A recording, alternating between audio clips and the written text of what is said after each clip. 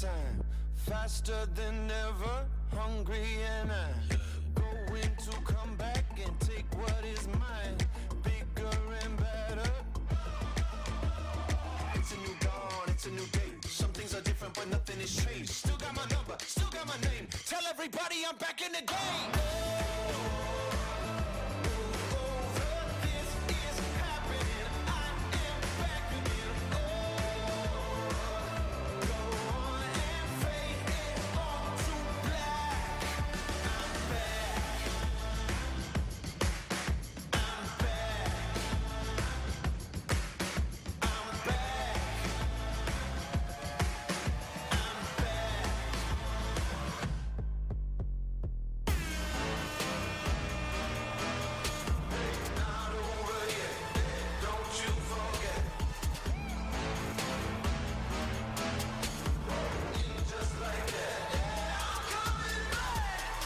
Saddle, cut to the chase. I ain't somebody who stays in one place. Ready to go, I'm coming to play. You better know I still got something to say. It's a new dawn, it's a new day. Some things are different, but nothing has changed. Still got my number, still got my name. Tell everybody I'm back in the game.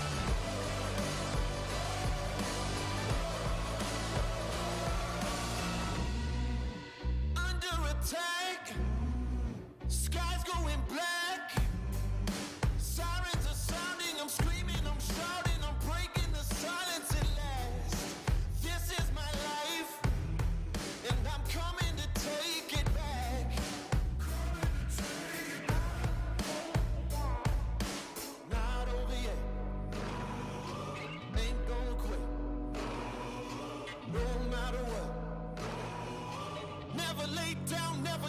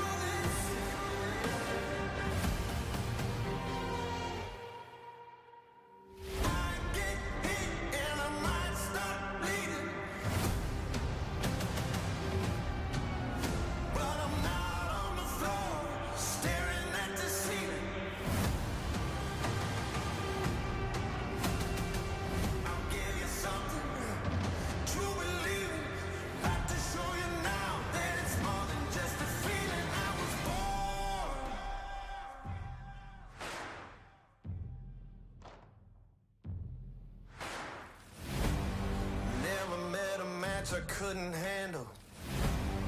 No one else could ever hold a candle. Get ready for a battle, cause you know that I was born for this. I was born for this. Never met a mentor couldn't handle. No one else could ever hold a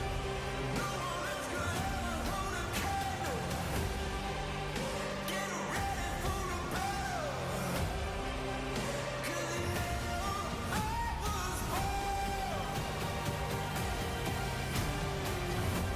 I tell you I was born for this.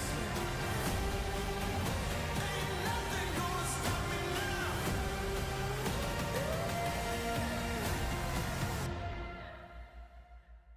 I was born for this.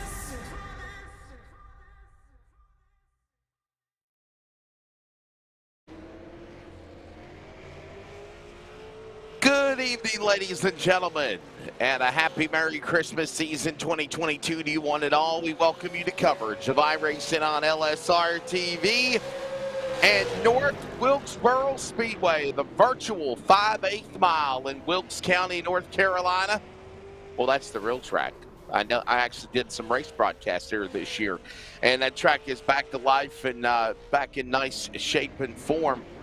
But of course, for the virtual sim, you can always jump on and run on the high banks of the North Wilkesboro Speedway. Okay, so I take it back. It's not really high banks.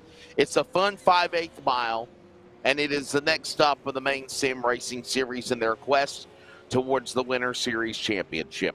Welcome to the program. I am Wesley Outland. Joined alongside is Jason Rockefeller. Jason, we ain't worked together in about 3 weeks, man. It's been a while since Florence. We're going to have a fun time here tonight. This will be a good race here at North Wilkesboro. And, of course, Charles Wooten is pushing the buttons for the broadcast coverage in our iRacing LSRTV Rocket Racing Media production truck in Texas. But, Jason, North Wilkesboro, this should be a fun race here tonight. Yeah, absolutely, Wesley. You know, it's basically a track that's out in the middle of nowhere. You can see right here from the aerial shot that iRacing scans and everything like that. Look at this place. This is in the middle of nowhere. But, man, what a fun racetrack. And that's what it looks like, literally. Oh, yeah, well, yeah, that's pretty much it. But, yeah, I mean, what a historic place, you know, for the sport, you know, for NASCAR. And just short track grassroots racing in general. You know, I'm so glad that NASCAR is going to be coming back here for the Cup Series All-Star race next year. So glad they were able to put on one heck of a show for the Cars Tour race this year and the modifieds and stuff like that. Great, just a great venue. You know, I mean, definitely a bucket list for me to come out here one day and experience a race. I don't even care if it's a short track beating and banging Saturday night race. It should be a fun one here tonight for sure. Can't wait to see these cars on track here in just a bit. Yeah, you better put this on your bucket list because I think that North Wilkesboro is no doubt about it back in the fold of being a premier racetrack. Of course, the All-Star race will be back there at North Wilkesboro in May of 2023 with NASCAR Cup Series, the Truck Series, ARCA, and of course so much more. But we've got late models racing here tonight for the coverage from North Wilkesboro, and this should be a pretty exciting event. Round number 4. Before we go any further, we do want to apologize. We missed the week ago, right before Thanksgiving, because we had a producer who was committed. He was unavailable at the last second.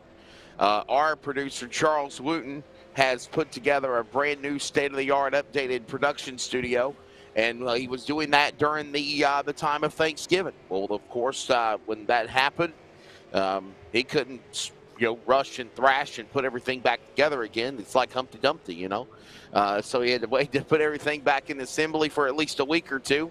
And unfortunately, we were not able to cover that race. But we're glad to be back. And, of course, you're looking at just some of the practice session that's going on as it's about to wrap up here. And you know what I really like, Jason? I like the format for this series because, you got to kind of go for the alphabet soup to make it in the show, like a lot of dirt tracks across America do for the main sim series to make it at North Wilkesboro tonight.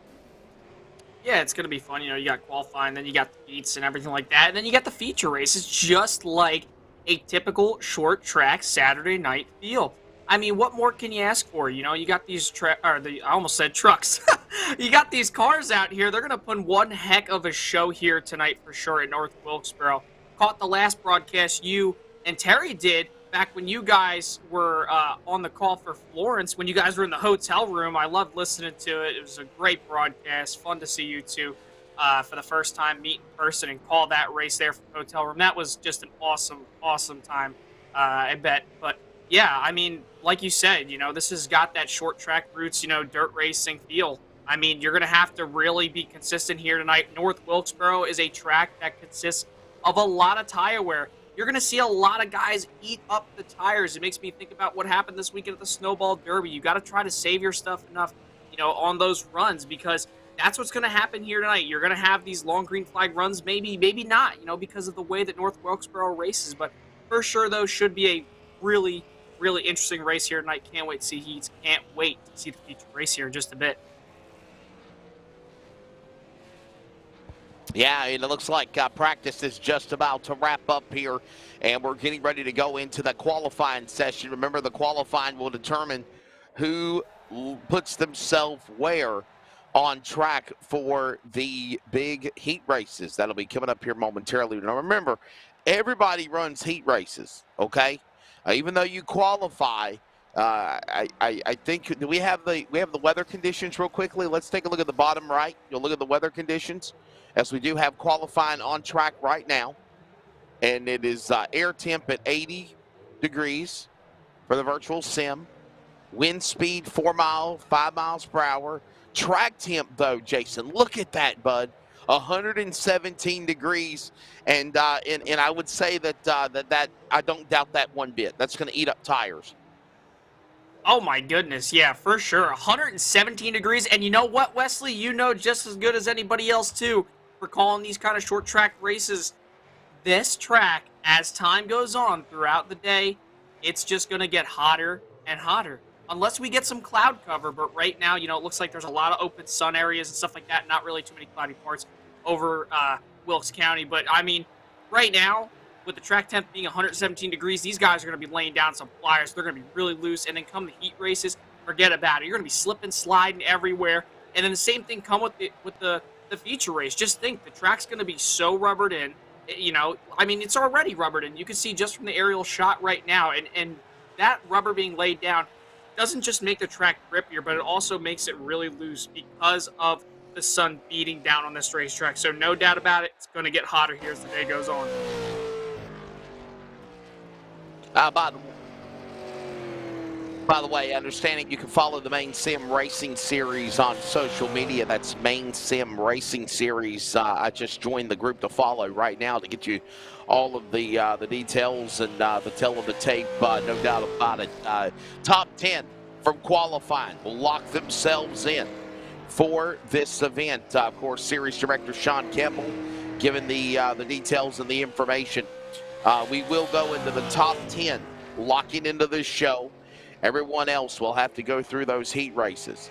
And, yeah, this should be fun here. We're ready. As we look at some of the cars on track, Andrew McLaughlin went from 8th to 4th. I think the key here right now, no doubt about it, Jason, is just to try to be one of the fast 10 in the next 30 seconds. Yeah, because looking at this lineup here, you see the two right there all the way around into the wall hard. But, I mean, looking at this, compared to how, I've called the Northwest Truck Series with you guys and everything like that, and the Cup Series as well, you don't really have over about 30 drivers in those series on a regular, race week, because everybody makes the show.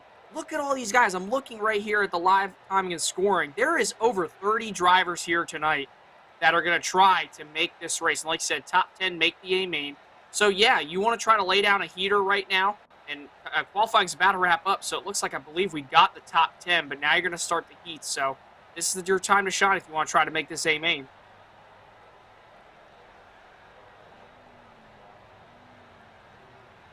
So right now, your top 10, again, as we mentioned, are locked in from qualifying. If you are one of the other drivers from 11th on back of the 30-plus cars, you have to go to heat races, and we're ready to go now with heat race number 1.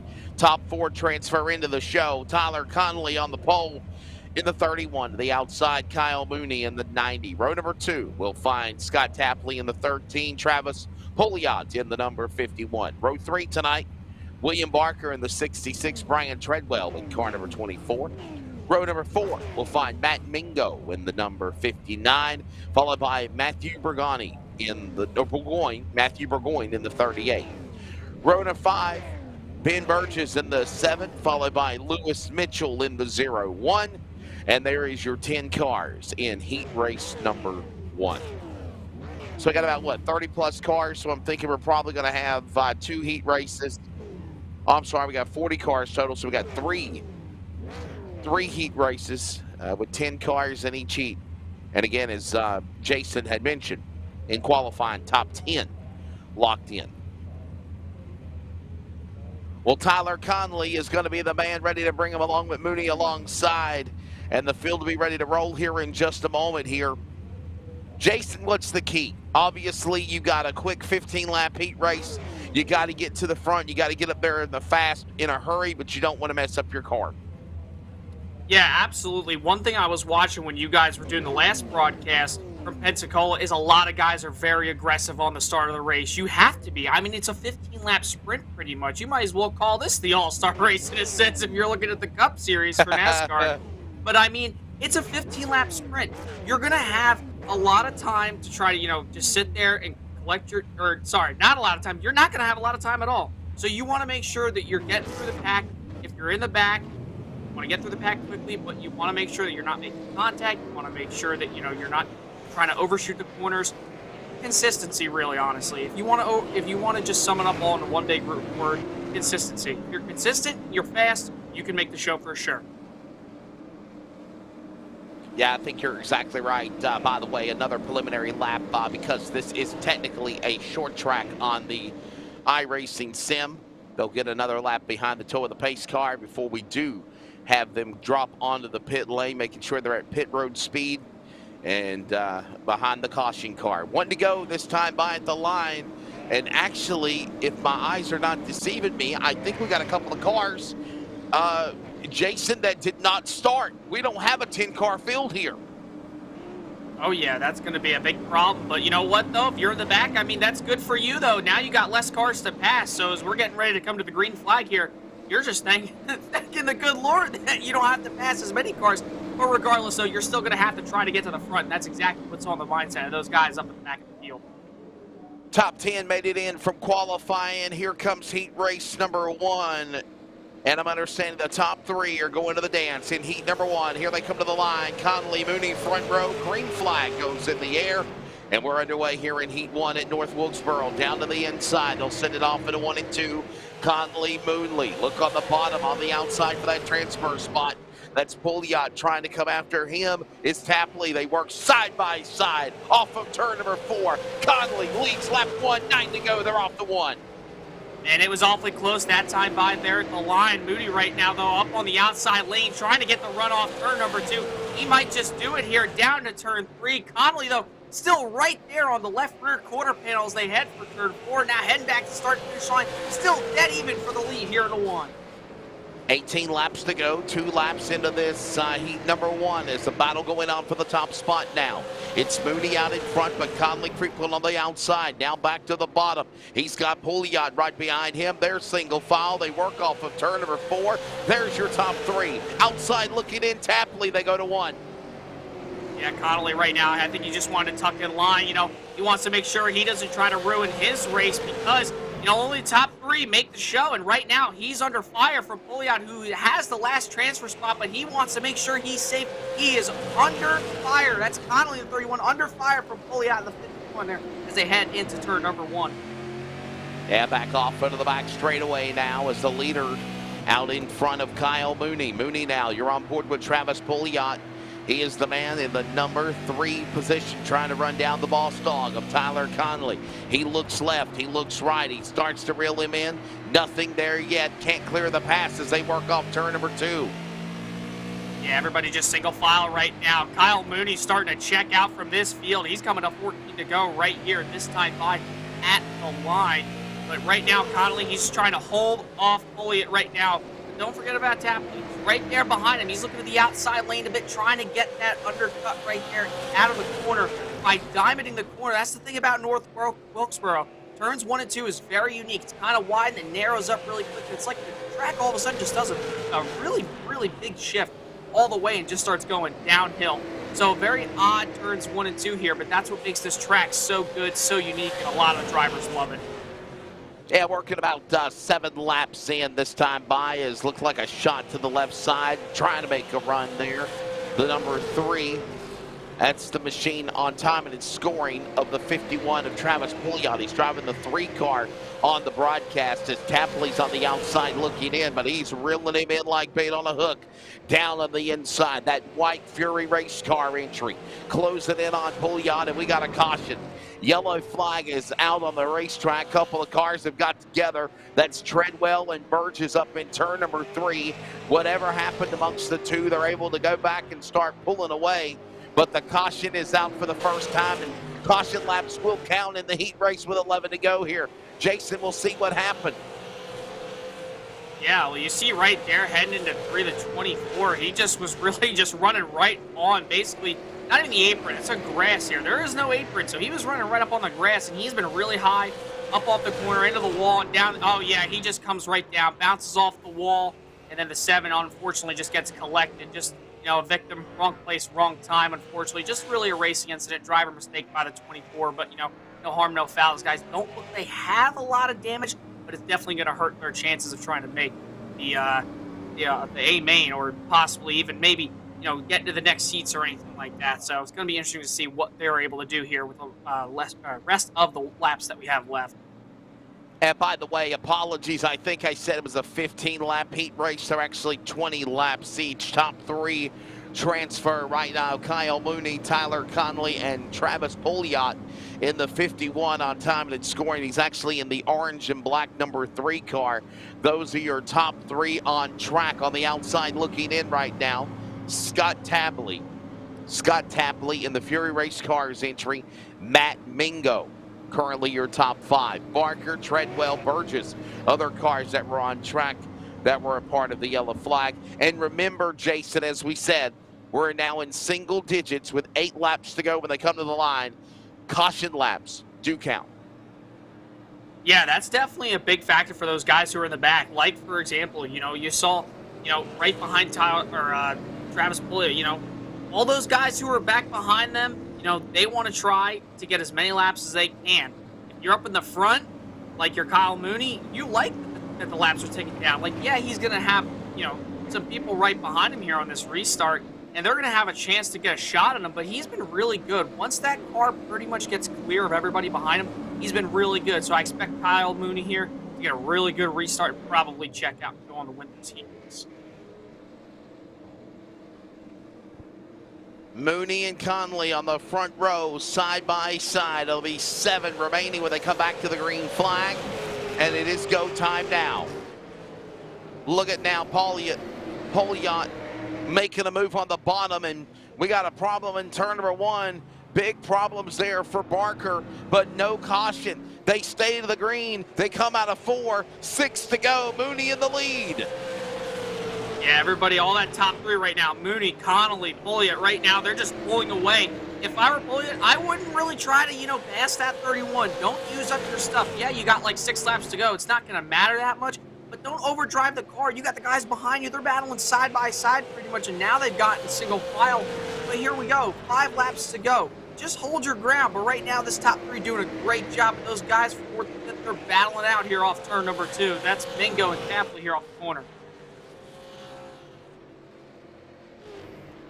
Time running out. Here they come with 5 laps to go. Down the back straightaway, across the line now. Correction from the start-finish line, Cam. 4 remaining It's Mooney, the 90 car. There you saw a flash of his car blur by into 3. 3 to go now. Conley, Pouliot. It looks like, Jason, they might settle right and go.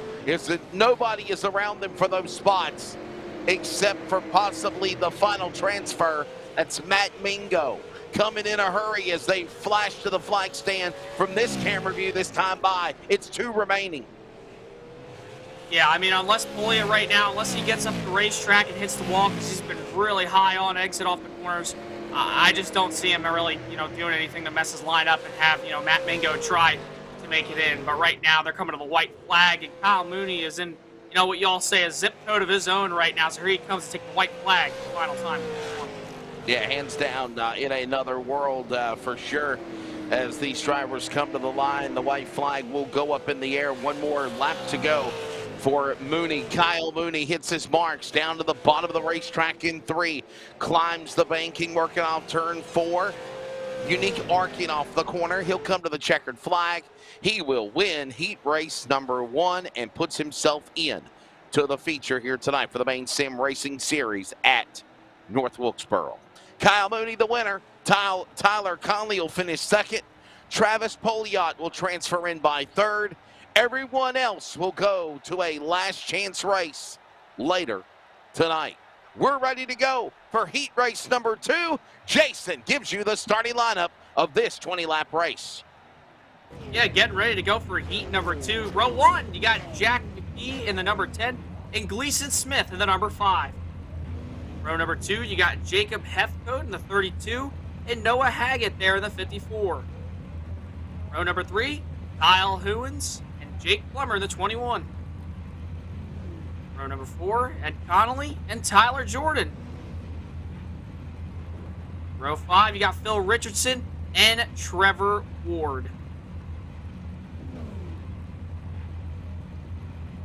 So that's the lineup.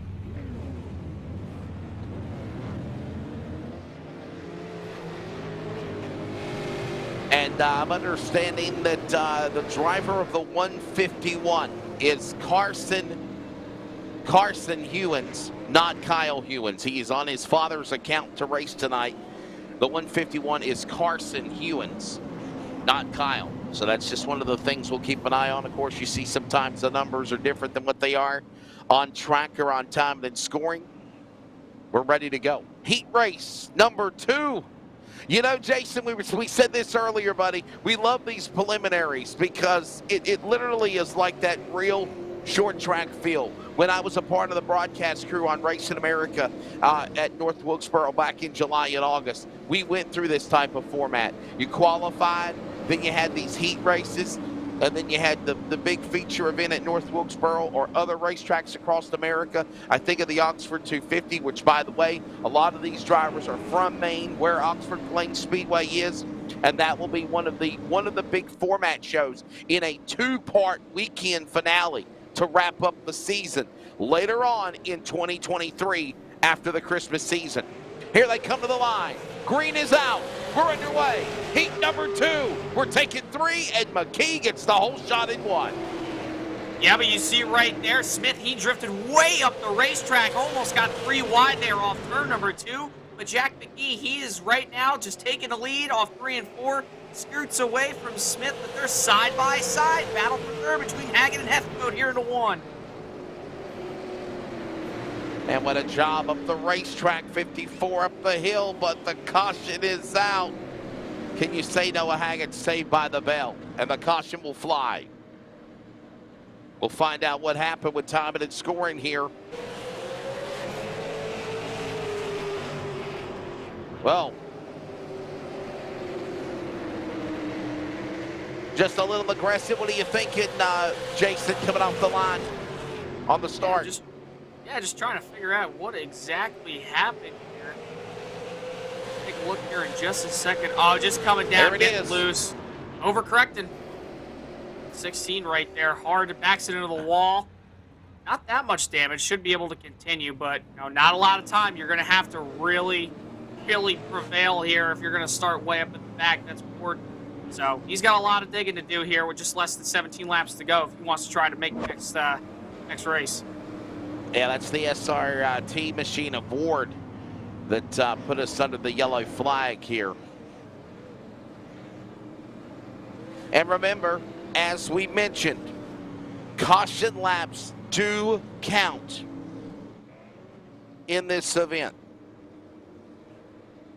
In the heat races, they do, but heat races, caution laps do count, which means this will make this heat race go by quicker. And then honestly, you know, Jason, it's up to the drivers. It's up to the racers in their iRigs, in the iRacing rig chairs. It's if you want to have a wreck fest, we're going to have a wreck fest. If you want to get on the wheel and race hard, then then that's what we'll have.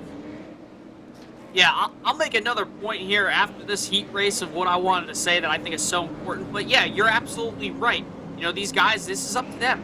You know, if you're these guys, it's like, hey, man, we got to go out here, run clean. If we don't, you're going to run out of time. That's why those guys in the back, they want to try to keep their heads on their shoulders and try to get it going. But we're coming down to the green flag here.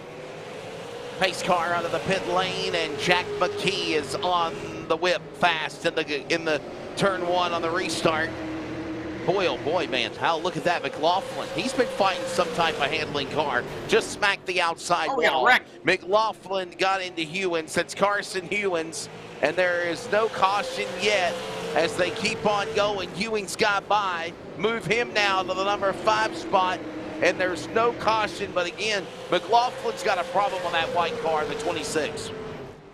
Yeah, I just saw Haggett, too. He's coming down to the pit road. He almost climbed the wall out of turn 2. That's why I said there was trouble, because Haggett started to climb the wall. I heard this sound. I heard the car hitting the wall off the corner. So, good job by him. Good job by these guys not to throw the yellow. But right now, yeah, we have a battle currently for that 3rd spot. Heathcote Jordan right now. Heathcote right now, he's just being able to just, hold that line down the bottom. But Jordan is really, really hungry. You can see him beating on the back bumper. There he goes, the inside. A little bit of contact there in the center of the corner, but Heathcote right behind him, and Jordan goes to 3rd place here, coming to 11 to go. Yeah, that's Jordan and Heathcote fighting for that transfer spot. By the way, my apologies. I said it was Andrew McLaughlin. It was not. It was the 54 car with a problem of Haggett. Haggett's car was the white machine, the 54, that hit the back straightaway. Noah Haggett is out of this race in heat number 2, and we are closing in on halfway now, Jason. 10 down and 10 to go when they roar out of turn 4. McKee, Smith, Jordan, top 3 at Wilkesboro, back to 1. Yeah, McKee right now actually isn't really getting that far out. Smith and Jordan are kind of close a little bit. As you see right there, the 54, he gets into the wall. That's another 54. Not sure who that is. That looks to be Hewins. Yeah, that was Hewins.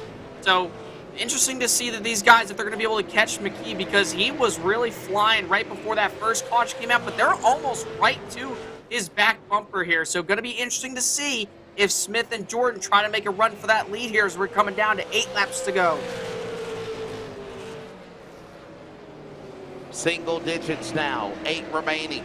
The leader is Jack McKee, riding up against the outside wall. Boy, he's tested the tides there in the number 10 machine, but here comes now the 5, Gleason Smith, Tyler Jordan. Jason, if it's me, I would hold my line and stay in those top 3 spots, but here's the Achilles heel. The further you pass cars, the better you start in the race, and Jordan knows that as he goes after Smith with 6 to go this time by. Yeah, honestly, if I were Jordan, I wouldn't be trying to push the car all that much. Like, I mean, I understand. He's got Heathcote right behind him, closing in, and he's actually getting a little bit closer than probably comfort for him. But yeah, I mean, Jordan, I don't blame him for trying to really get up to 2nd and pass Smith. But at the same time, you got to make sure that you don't overdrive the corner. Don't make too many mistakes, because I remember at one point I was watching that Pensacola broadcast from a few weeks ago, and I remember it was actually Jordan. Jordan ended up getting out of turn 4. He was really being aggressive, got loose, lost about 3 to 4 spots, and that could happen here if he tries to be over aggressive. But here we go. Smith battle for the lead with McKee now down to 1. He's right there on the bumper almost. Coming to the line, there'll be 3 laps to go now. McKee holding on to that top spot now when they roar into 3. They'll come out of turn 4, and it will be 3 laps remaining. McKee, Smith, and Jordan. That's the way it stands. Jacob Heathcote had a A fierce battle trying to get around Carson Hewins. Finally got around him, and he's going to stall for there unless he can make a run on Jordan. Nothing yet to the line. 2 to go this time by battle 4. The lead is heating up out of 4. Yes, Smith is right there. It's just he's not arcing the corner as good as Jack is right there in that number 10 machine. But he gets a really good run off the corners, but we're coming to the white flag. You got to think to yourself, would Smith try to move him possibly for a heat win to get a better starting spot? Here they come, coming to the white flag. Jack will be your leader. CRN 1 to go. Last lap here in heat race number 2. You've got now Smith looking inside, looking outside is McKee. He's on the top side. A lot of cloud cover just settled in over the racetrack as they work off of turn number 4. Heat number 2 is going to go to the 10. Jack McKee will hold off Gleason Smith. Late race charge to come after him. And Tyler Jordan up 5 spots. What a drive for the 29. And those top 3 will transfer in. Everyone else on back from Heathcote and more fall back into a last chance race coming up later tonight. And we've got one more heat race. It's heat race number 3. Another 10 cars, another 20 laps. And Jason, before we give the lineup, bud, and you can give the lineup, I want you to also give your point that you were going to express at the end of heat race number 2 as well. Yeah, I'll give the lineup right here, and then I'll say what I want to say. But so far, right now, row number 1, we got Chris Fortier and David Greenleaf there in the 58. That's row number 1. Row number 2, we got Steven Allen in the 75 and Dylan Turner in the number 19. Row number 3, Alan Grass in the 08 and Dan DeSanto in the number 86. Row number 4, we got Dan Nesmith and Sean Kimball in the 28. Row 5, Cole Watts and Chris York in the number 22 car. Yeah, so that's your starting lineup here for heat number 3. But what I wanted to say, though, real quick, Leslie, is that's the thing. If you want me to be honest with you about these short track races, you know, you being a short track guy who calls these races, me being a local Jersey boy, you know, along the shore, going to Wall Stadium for, you know, a good majority of my recent years, the great thing about qualifying is that it's so important. Everybody is trying their absolute best. And it's not like, oh, we qualify, we're going to start there. No, man. If you don't qualify inside the top 10, you're at risk of not making the big event. And that's what makes these races so much fun. And then it puts on one heck of a show for the fans at home. Doing these heat races, the LCQ, everything like that. Qualifying has such a huge importance here at these short track events. I concur with you 100%. And no doubt about it, if you want to qualify, you got to put yourself into that fast 10, or just like last Friday night in the Snowball Derby at Five Flags Speedway. You want to put yourself in the fast 30. If you're not, you had to go through that crazy 50-lap last chance race that, of course, you know, was a mind-boggler to go into the show.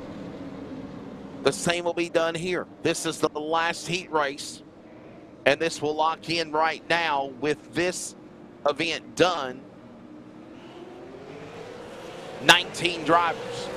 Green flag goes in the air. We're ready to go now in heat race number 3. 40 drivers, again, top 10 locked in on qualifying. We've had 3 10-lap heat races. Neesmith on the back straightaway. Spins below the bottom of the grass in turn 2. No caution. Car climbs the hill of Turner. Allen, grass. That goes on. We stay green. Leader sideways. 48 gets loose. Dirt tracks it off the corner. Here comes Turner to the bottom, and they both save the cars going to 3. Oh my gosh, we're not even 2 laps into this event. What a save by the number 11 of Chris. I mean, that was just insane. But right now, he's losing second. He might go all the way back to 3rd. He doesn't want to, you know, be in jeopardy of trying to miss this race. But big contact out of turn 2 between him and Green Relief now out of turn number 2. Here comes the pack behind them now. Fortier, he'll slot back into P3. Grass behind him. He's looking for that last transfer spot in the 3rd spot. He's currently sitting 4th. They're into 1 and 2 right now. Wow, what a crazy first few laps here at North Wilkesboro. Crazy. You're exactly right, Jason. This is probably the heat race of the night, no doubt about it. As now we've got David Greenleaf to the point is Dylan Turner. You see his car pulling away. We've got a caution on the speedway. Gotta wonder if Neesmith has a problem again to put us under the yellow, and will slow things down as caution flies on lap number 4.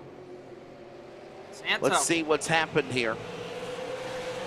Yeah, it was definitely DeSanto out of the corner. I thought I saw him spin, and I didn't know. I was like, it might have just been the barrels or something on the graphics on my screen, but no, it was DeSanto. I think he might have got a little help here at a turn 4. Gonna take a look, and yup, right there.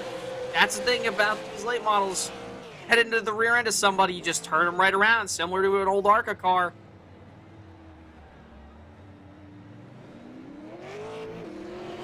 Yeah, gave him a little shove there, and around went, don't want to say it was a shove, but I mean, he did give him a push, a punt, and if you will, there was the place you don't want to do that, right there, exiting off the corner out of 4. And I bumped the left rear and got him loose there, spun him around, coming off of the exit of the 4th turn, and that puts us under the yellow flag.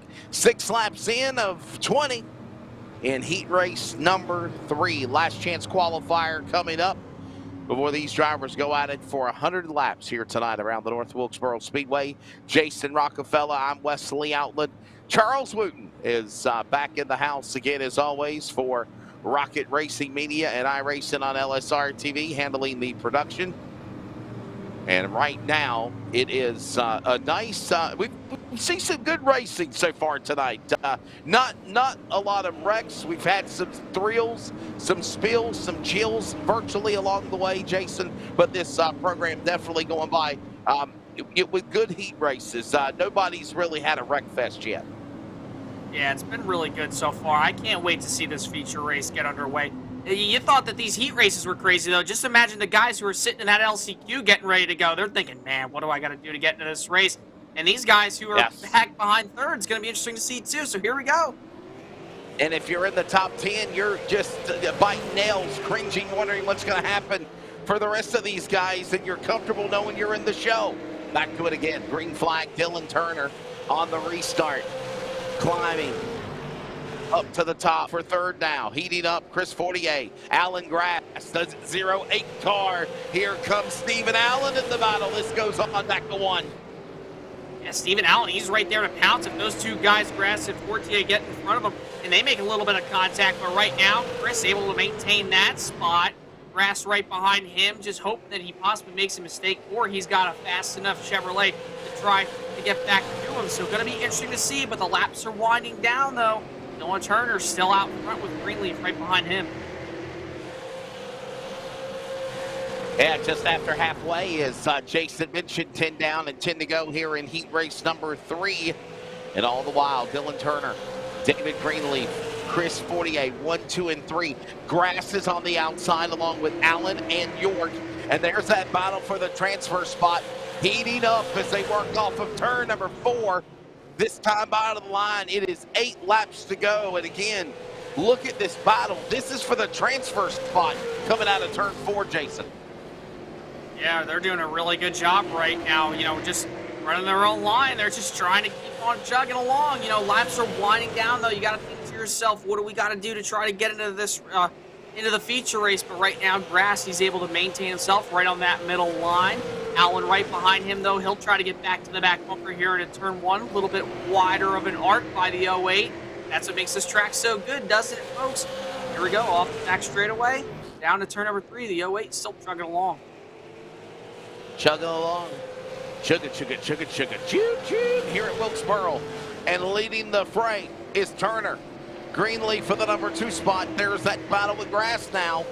Trying to get around Fortier. Chris Fortier inside, outside. Going after it again is Allen. Here you go. Grass and Allen going at it. And they need to make a run fast. They're going to be on the outside looking in. 5 to go here in heat number 3. They're back to 2. Yeah, the only thing I think it's going to save them, because they just keep getting side by side here, Wesley, is if Fortier and Greenleaf get side by side like they've been. But here we go. 08 and the 75 side by side.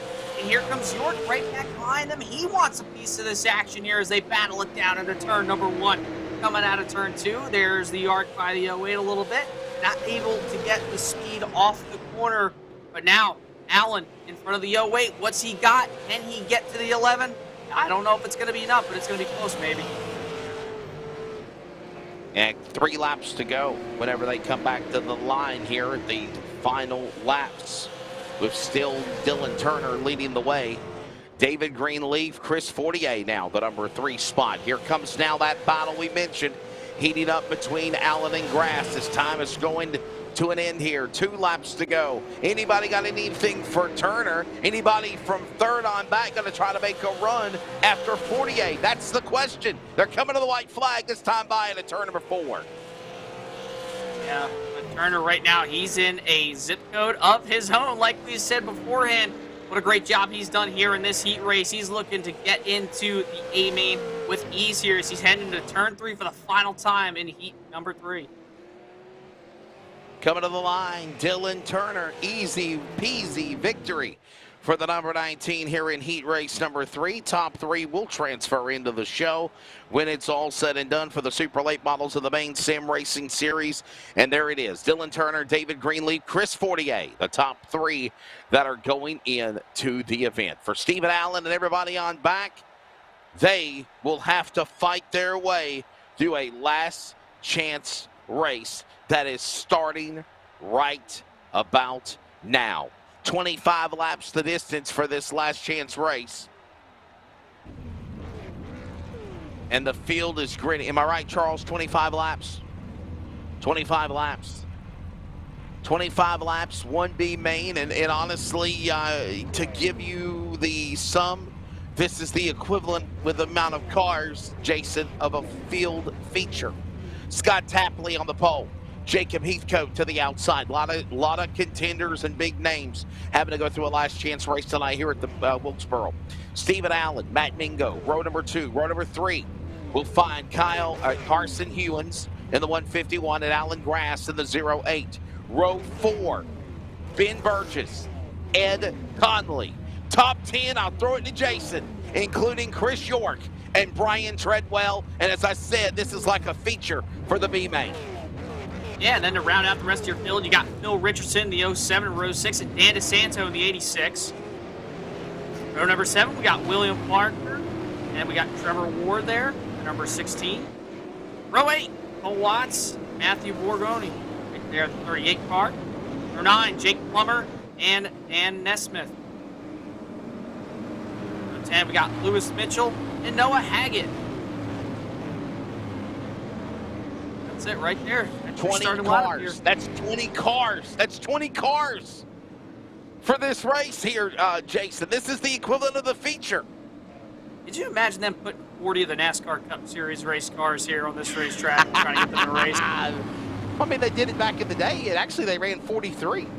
Yeah, I was going to say 43. 43 back then. That was back That's when they could get 43 cars back in the day. Well, this should be a good Well, one. you've got the deal. You got the deal with the charter. The charters are being renewed, and I'm not saying that the charter is a bad thing. The charter saves these name brand teams in not having to be forceful into using up provisionals or not being able to make the field. However, if you're an underfunded team and you don't have a charter, you don't qualify in, you don't make the field. But in this day and age, they can't even make 36 cars. Green is out. We're ready with 20 virtual late models roaring to a B-Main at Wilkesboro. And this should be fun for 25 laps. Oh, yeah. We got cars all over the place. We already got a yellow. We got a wreck there. Yep. And we are wrecking on the opening lap. And they'll slow them down. Caution is out. Remember, caution laps do count in the effort to speed up the show. Our producer, Charles, is looking to find the accident, and here we go. Watch the top of the screen. Middle, and going into turn number 1 on the top right. Watch what happens here. Up, there it is. You see it? Oh, yeah. And then the 111 get turned. Conley. Wow. Unfortunate for him. Now he's got to try to. So Jason, I don't know if you saw that, buddy, but there was one car that veered up into the top right of the monitor into the wall, and then the Conley accident happened about in the top 5 at the bottom of the second turn. Yeah, interesting. You know, but that's just honestly, in my opinion, ever since iRacing scanned this racetrack, you know, and put it here on the simulator, that's what this track really is. Everybody, you saw right there on the start, everybody gets really spread out, but not like the spread out you're kind of thinking. The spread out as in everybody's really clustered together, but everybody's all over the place because this track is just so tight. And you know, you could have one incident here, you could have another one there, you have another one there, etc. It happens. That's just a product, and that very well could happen here for the rest of this Maine. And then heading into the feature race here tonight, man, oh man, we are in for one heck of a show here tonight at North Wilkesboro.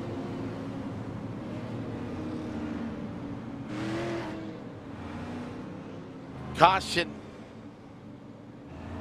And no doubt about it, this what a lot of people in the broadcast world call last chance races, hooligan races. No doubt about it, it's going to get crazy. I think it's going to be a lot more intense.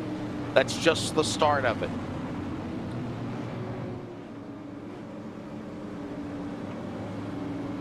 Understanding that the top 3 are going to transfer into the show, and then there's going to be another 3 provisionals.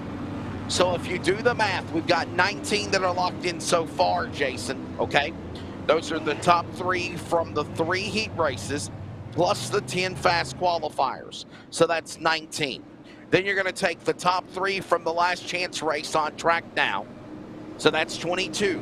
And then there is 3 provisionals that is up for grabs for a 25-car field for 100 laps tonight at Wilkesboro. Man, we thought 20 was big. Put 5 more cars out there. It's going to look like Talladega out here.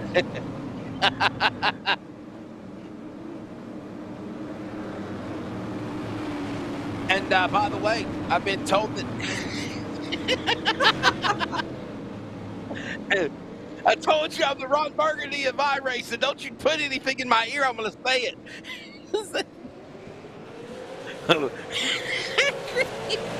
We're back to green here in Wilkesboro. True story, Jason. That happened to me. I never forget myself. I don't blame you.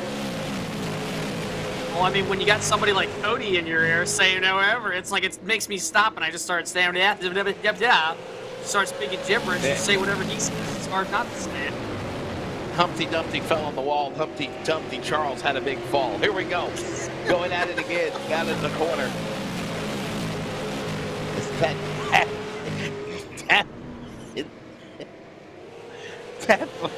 Tapley and Bingo going at it, by the way. Wow, here we go. Good hard racing, side by side. Little concrete dust as one of them slapped the wall. Here comes the Rainbow Warrior colors of the Mingo car. He's climbing. Matt Mingo. And Treadwell also right behind him. Yeah, everybody's really spread out. Like I said, it's not spread out you're thinking of. Everybody's really close together. Look at all the multiple different lines, all the rubber kicked up to the top side of the wall. Everybody's everywhere on this racetrack. It's so hard to get away from one another unless you're pretty much the leader. Right now, Heath Yoda hasn't really been able to get away too fast, or too far, I should say.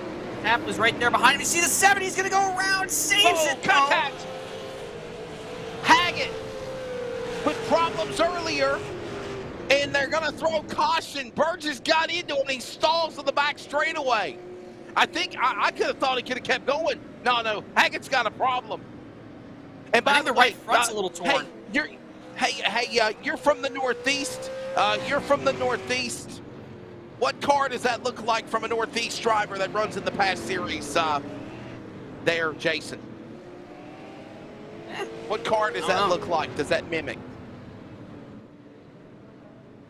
Yeah, I'm not too sure, honestly. Johnny Clark. I think I'm a little too young for Johnny Clark. Johnny Clark, the guy who won the Oxford 250 2 years ago. It does look like Johnny Clark's car, just saying. I'm a wall-only kind of guy. From Farmingdale, Maine, Johnny Clark.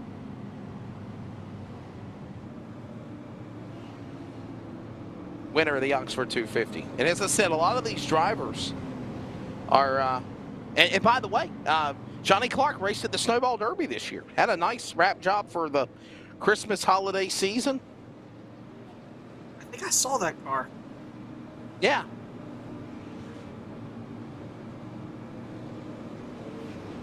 No, it's not. No, Jeff Gordon. Jeff Gordon was in chat. Remember, that's Treadwell, smart ass. It was.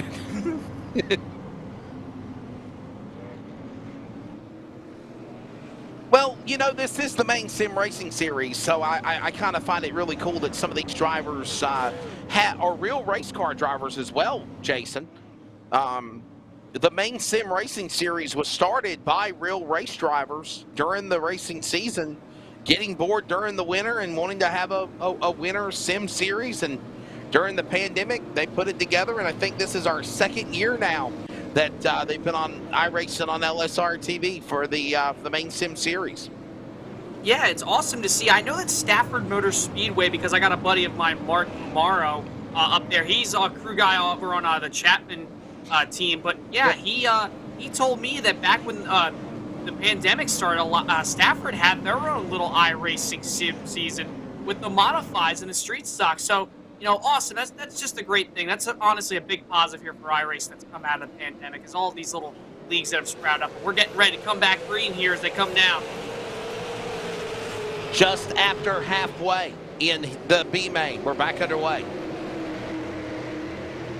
And 10 to go. And I'm understanding from my producer, the Lord in my ear, that every one of these drivers are either wheel racers or work on crew members on these cars that run at Oxford Plains Speedway or tracks up in Maine. 9 to go. In single digits up the wall. Oh, my. Big trouble.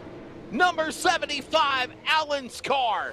Rides the wall, concrete dust, slams, comes in the air, back down to the bottom. He wishes he had a caution. There's no yellow flag there, Jason, and he's limping on the pit road. I believe he climbed the wall. He dang near did a whole barrel roll down the back straightaway, I think. I'm not too sure. We might have to get a replay on that here in just a minute, but wow, everybody's just hitting the wall here off the corners. You see the 7 under fire right now. This is for the transfer spot. They're coming around to 6 laps to go. Mingo and Treadwell behind him. This is going to be interesting.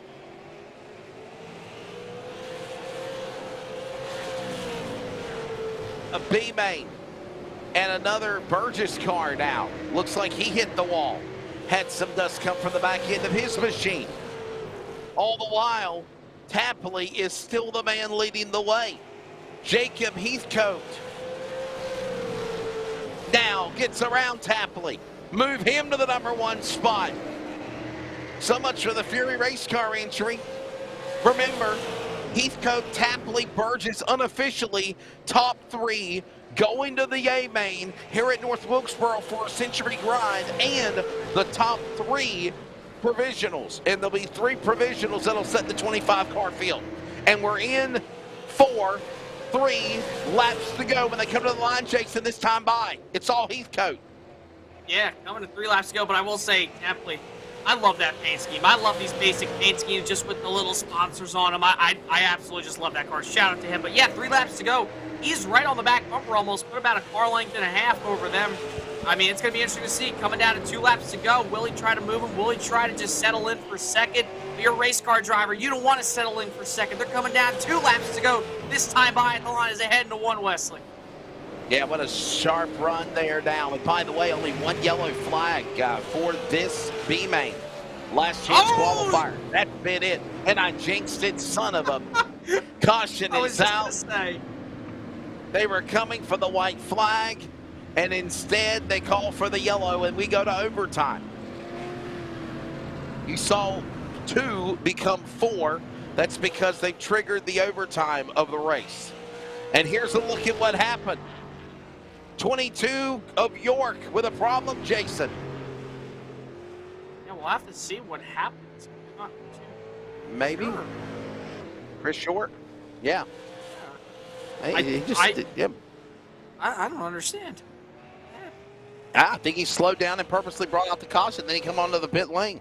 Or they might have blocked he him. stopped. I think he was trying to tow it maybe, or maybe he was just trying, maybe he had to go do something, something. Yeah, never mind. Yep. I believe he stopped right there on purpose. I've had that happen in my day here at Wall recently. I've seen guys do that. That's where you get a little bit of a shame from the fans up at the grandstands if that were to happen here.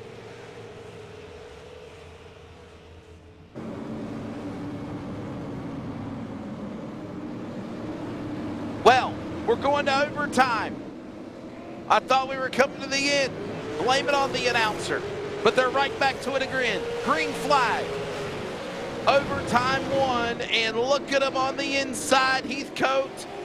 And Tapley, good jump on the restart to the back straightaway. They're going to go into turn number 3. Don't hold him off. They go to the corner. Yeah, side by side. This actually might be Tapley's race if he can get him. Might have to cross him over here. White flag's out. 0-1 to go. Here he comes to the outside lane, side by side. I think this is going to be a drag race. Wesley's are out of 2. It's a dead heat down the back straightaway. They bump off of one another. Tapley gets the clear on the outside. He'll clear Heathcote. He'll pull away from Heathcote. Scott Tapley will win the B-Main. Last chance race at Wilkesboro. Jacob Heathcote will fall back to second. Matt Mingo will climb back through the problems he had in the last chance race and advance to third. So Tapley, Heathcote, Mingo, we know they're going into the show here tonight. Everyone else is out except for 3 on provisionals. We'll let you know who they are as they get one more quick 5-minute warm-up before we go 100 laps. And for those that are watching, we are going to step away. We're back in a moment from North Wilkesboro Speedway. This is the Maine Sim Racing Series, Round 4 from North Wilkesboro iRacing on LSRTV.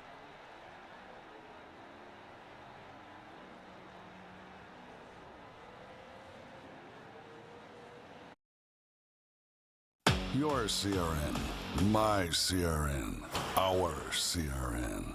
We are CRN. The Community Radio Network now and the new WCRN 87.9 FM. And still always anywhere worldwide at wearecrn.com. We are CRN.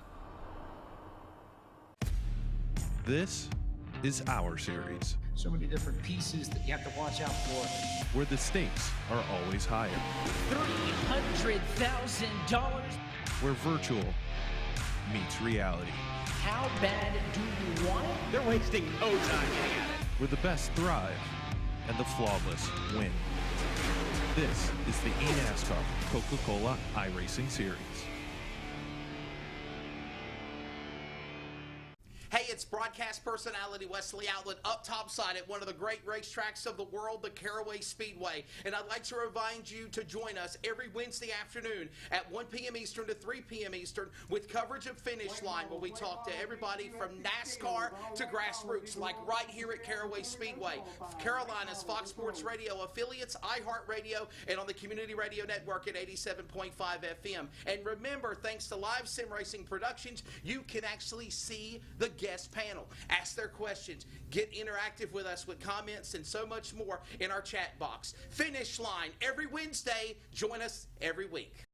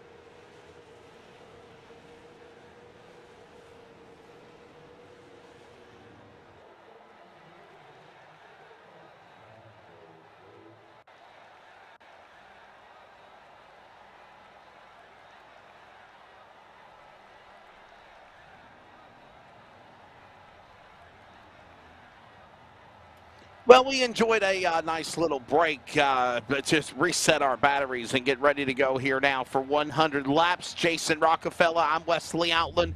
100 laps, North Wilkesboro Speedway, 40 cars now dwindled down to 25 drivers that have answered the virtual bell and made the grade. And here is your starting lineup. Jack McKee is on the pole in the number 10.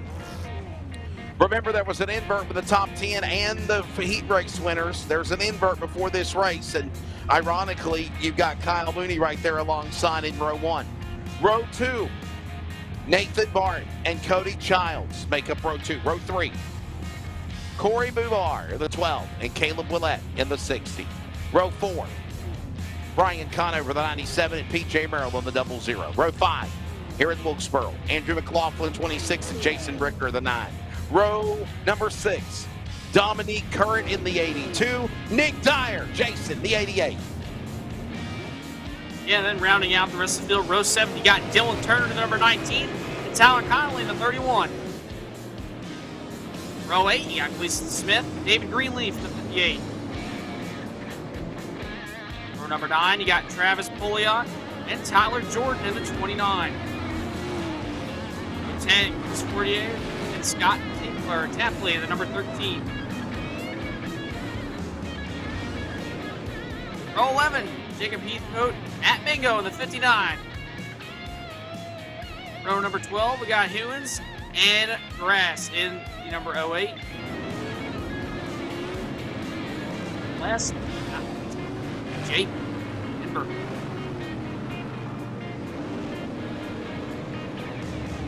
So from 40 drivers, we're down to the 25. 10 from qualifying, 3 heat races, top 3 transferred there. There was your 9, 125 lap B main, top 3 transferred, and 3 provisionals. If you do the math in your head like I did, that's 25. And now we're set to go. Kyle Mooney, Nathan Barth on the front row. Green is out. We're underway at North Wilkesboro, and you have a race. This is going to be fun. No, it's not. We're already under caution. We have got a parking lot in turn number 1 and 2. It begins to clear, and the yellow is out. Yeah, gonna have to see what happened. I believe that was just a bunch of guys going really deep into the corner early on. Unfortunately, that's a product here of North Wilkesboro, Wesley.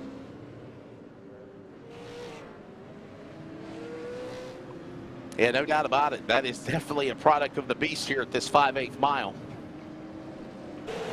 Here's a look at the replay. Coming to the start. It happened on the front row, opening rows, and watch this car now. That's the 09, got turned. Well, actually, he didn't get turned. He spun in front of the pack is what happened. Everybody else gets on the binders to miss him there as the caution comes out. Parking lot party.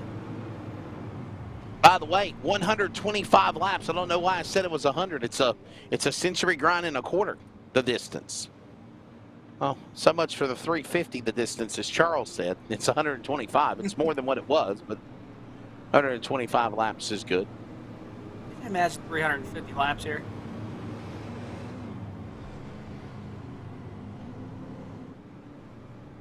Well, I mean, they used to run the Tyson Holly Farms and First Union 400 for NASCAR for 400 laps. Try super late models. Oh, that would be awesome, wouldn't it? Oh my God, dude! Could you imagine? I mean, come on.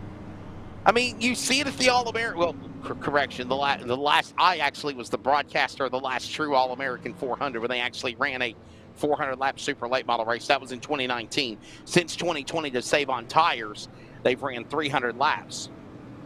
In my opinion, I don't know if you know that, they took the 300 laps for the super late models and they made a 100-lap pro late model race and called that the All-American 400. To me, I think that's a disgrace because the All-American 400 is truly a 400-lap race around Nashville for supers, not 300 laps and then a 100-lap pro late model. Yeah, I'm just saying. I mean, I'm not mad about it. It's just not 400 laps. The Winchester 400 is 400 laps. The Snowball Derby is 300 laps. Actually, it's more than that. We're getting ready to come back to the green flag. Wilkesboro. Let's do this again. And we'll have to see here, though, if we have any.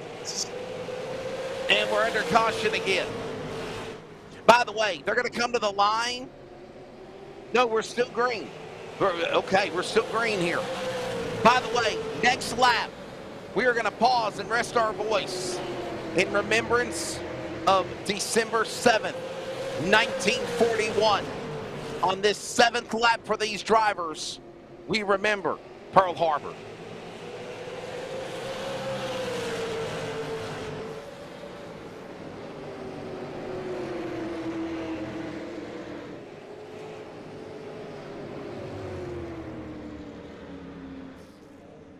So as they come back to the line to complete lap number 7, we remembrance Pearl Harbor, a day which will live in infamy, December 7th, 1941.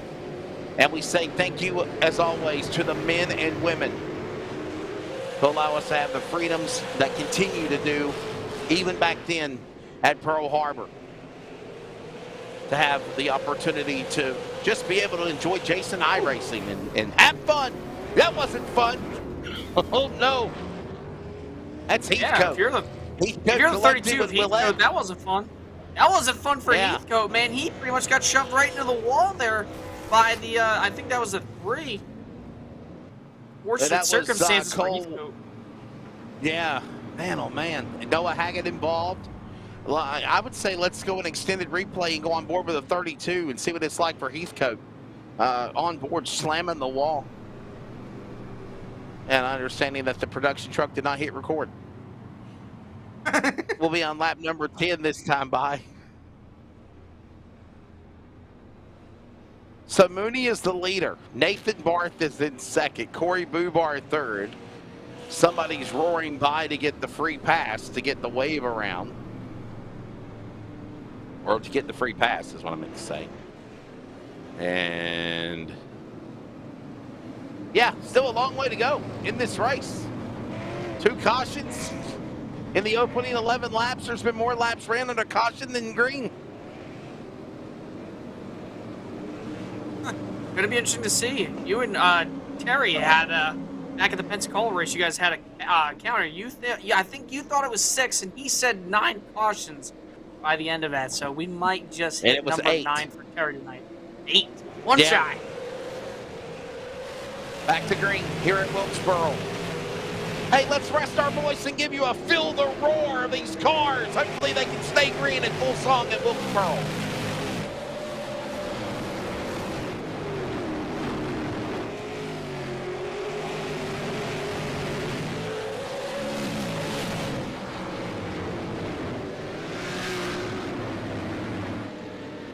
Well, we got about a half a lap in and the caution comes out again for the 3rd time. Feel the roar was not a success. So maybe later on in the race, Jason. Yeah. Yeah, we're going to have to find out, though, because hearing word, though, that not really sure who it was. I mean, we were sitting right from this angle currently that we're on at the moment. I only saw a driver bounce off the wall. I didn't see anybody spin, but it looks like the replay might say otherwise. Shit up. Well. And saved it. Almost. Yep, saved it. But that was enough to bring out the yellow because he's just going too slow out of turn number 4. So that brings out the yellow. That was the 09 again. 14 of 125, and the yellow flag fiesta party has continued here for the Maine Sim Racing Series. Hey, by the way, we celebrated a nice little week off for the holiday on Thanksgiving, and we're back to it again. We missed the race at Myrtle Beach tonight. Next week, we're going to Bristol. How about that? Next Wednesday night, Bristol Motor Speedway for the Maine Sim Series. That should be fun. What do you think, Jason? You know what's so funny is that right before the second to last caution, man, imagine if I have to say like 5th to last caution or 7th to last caution. Hopefully we don't have that. Anyways, I was just saying, imagine these guys at Bristol. Because, I mean, correct me if I'm wrong, I'm not really the biggest super late model guy, but I don't know if I've ever seen late models run at Bristol. I mean, I know obviously anything is pretty much possible here on iRacing, but I mean, I think that would be one heck of a race with progressive banking. They run super late models on Bristol. It's called the Short Track U.S. Nationals. I've been in the TV play-by-play booth for MAV TV for it. Well, there you go. I've never seen it. Yeah. So now that I know, I gotta watch it. Stephen Nasty has won the race in Bubba Wallace at one time won the super late model race at Bristol. And and then they put dirt on it the last couple of years. And yeah, dirt at Bristol. Matter of fact, I saw a post, somebody said, are they racing on dirt at Bristol this year? Obviously NASCAR is, but the question about dirt super late models and crate cars and everything else. But yeah, Bristol Motor Speedway coming up next week for the Maine Sim Racing Series. Then it's on to Nashville in 2 weeks, another 5/8 mile. Irwindale, the outer part of the track, not the inner ring, the big part of Irwindale Speedway. January, Lucas Oil, New Hampshire, a road course yet to be determined. Stafford in March, and then the big one at Oxford Plains. We're back underway here, the Maine Sim Racing Series. And I'm going to rest my voice because I got a feeling we're going to go full song this time. And no, I don't. Thank goodness I didn't even go. I didn't even chance it. We're under caution again. It happened in the back of the pack. I know that much, Jason. Yeah, I believe it might have been Tyler Connolly. Not too sure there. We'll have to check. We're on the start. This is coming to the green flag.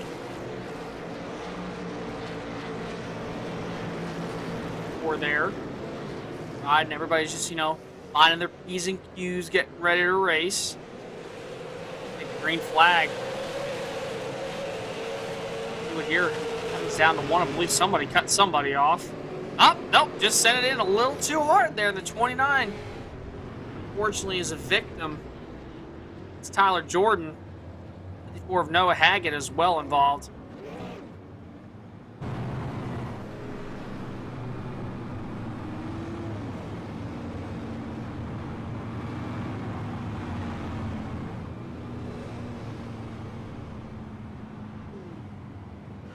Well,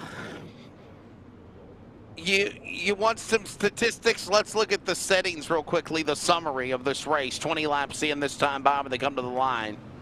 And so far, there has been 9 green flag laps, 4 cautions for 15 laps, 1 lead change.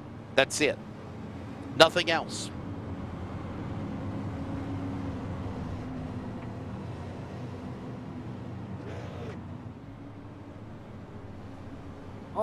Hopefully we get some green flag racing, because, I mean, these guys are capable of it. You saw how good the heats were. All we need is just these guys to run a little bit more green flag runs, and I'm sure we'll have one heck of a race here for the fans tonight at Wilkesboro.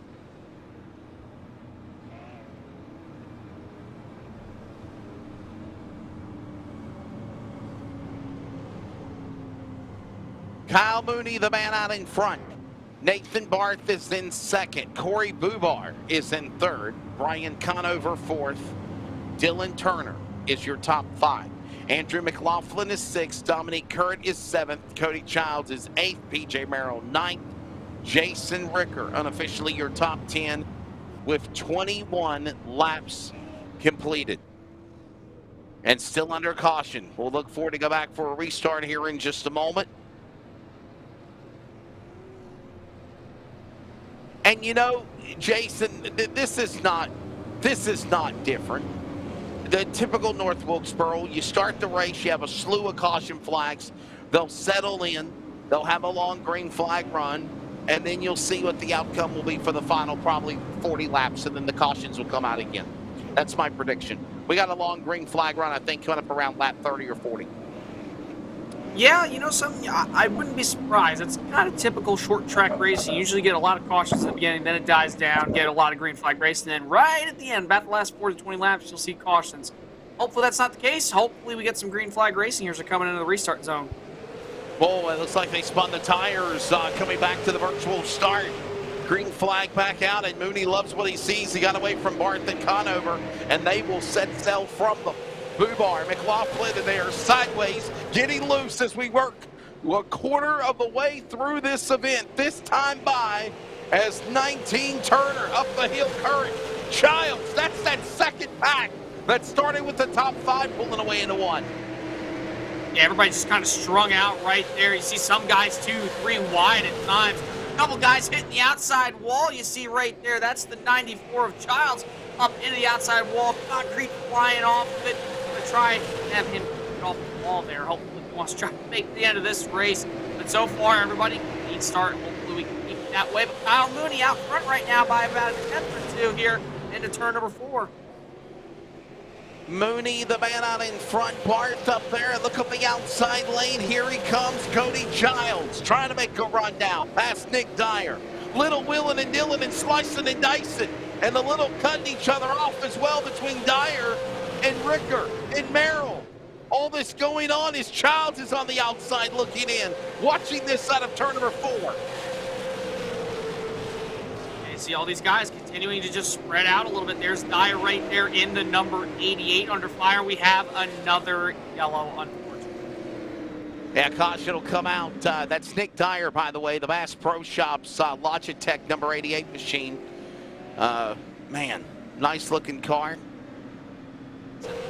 Take away the white, put the gold. That'd be a throwback to Dale Earnhardt Jr. when he ran in Florence. And, of course, Josh Berry winning the $50,000 Thanksgiving Classic at Southern National back a couple of weeks ago.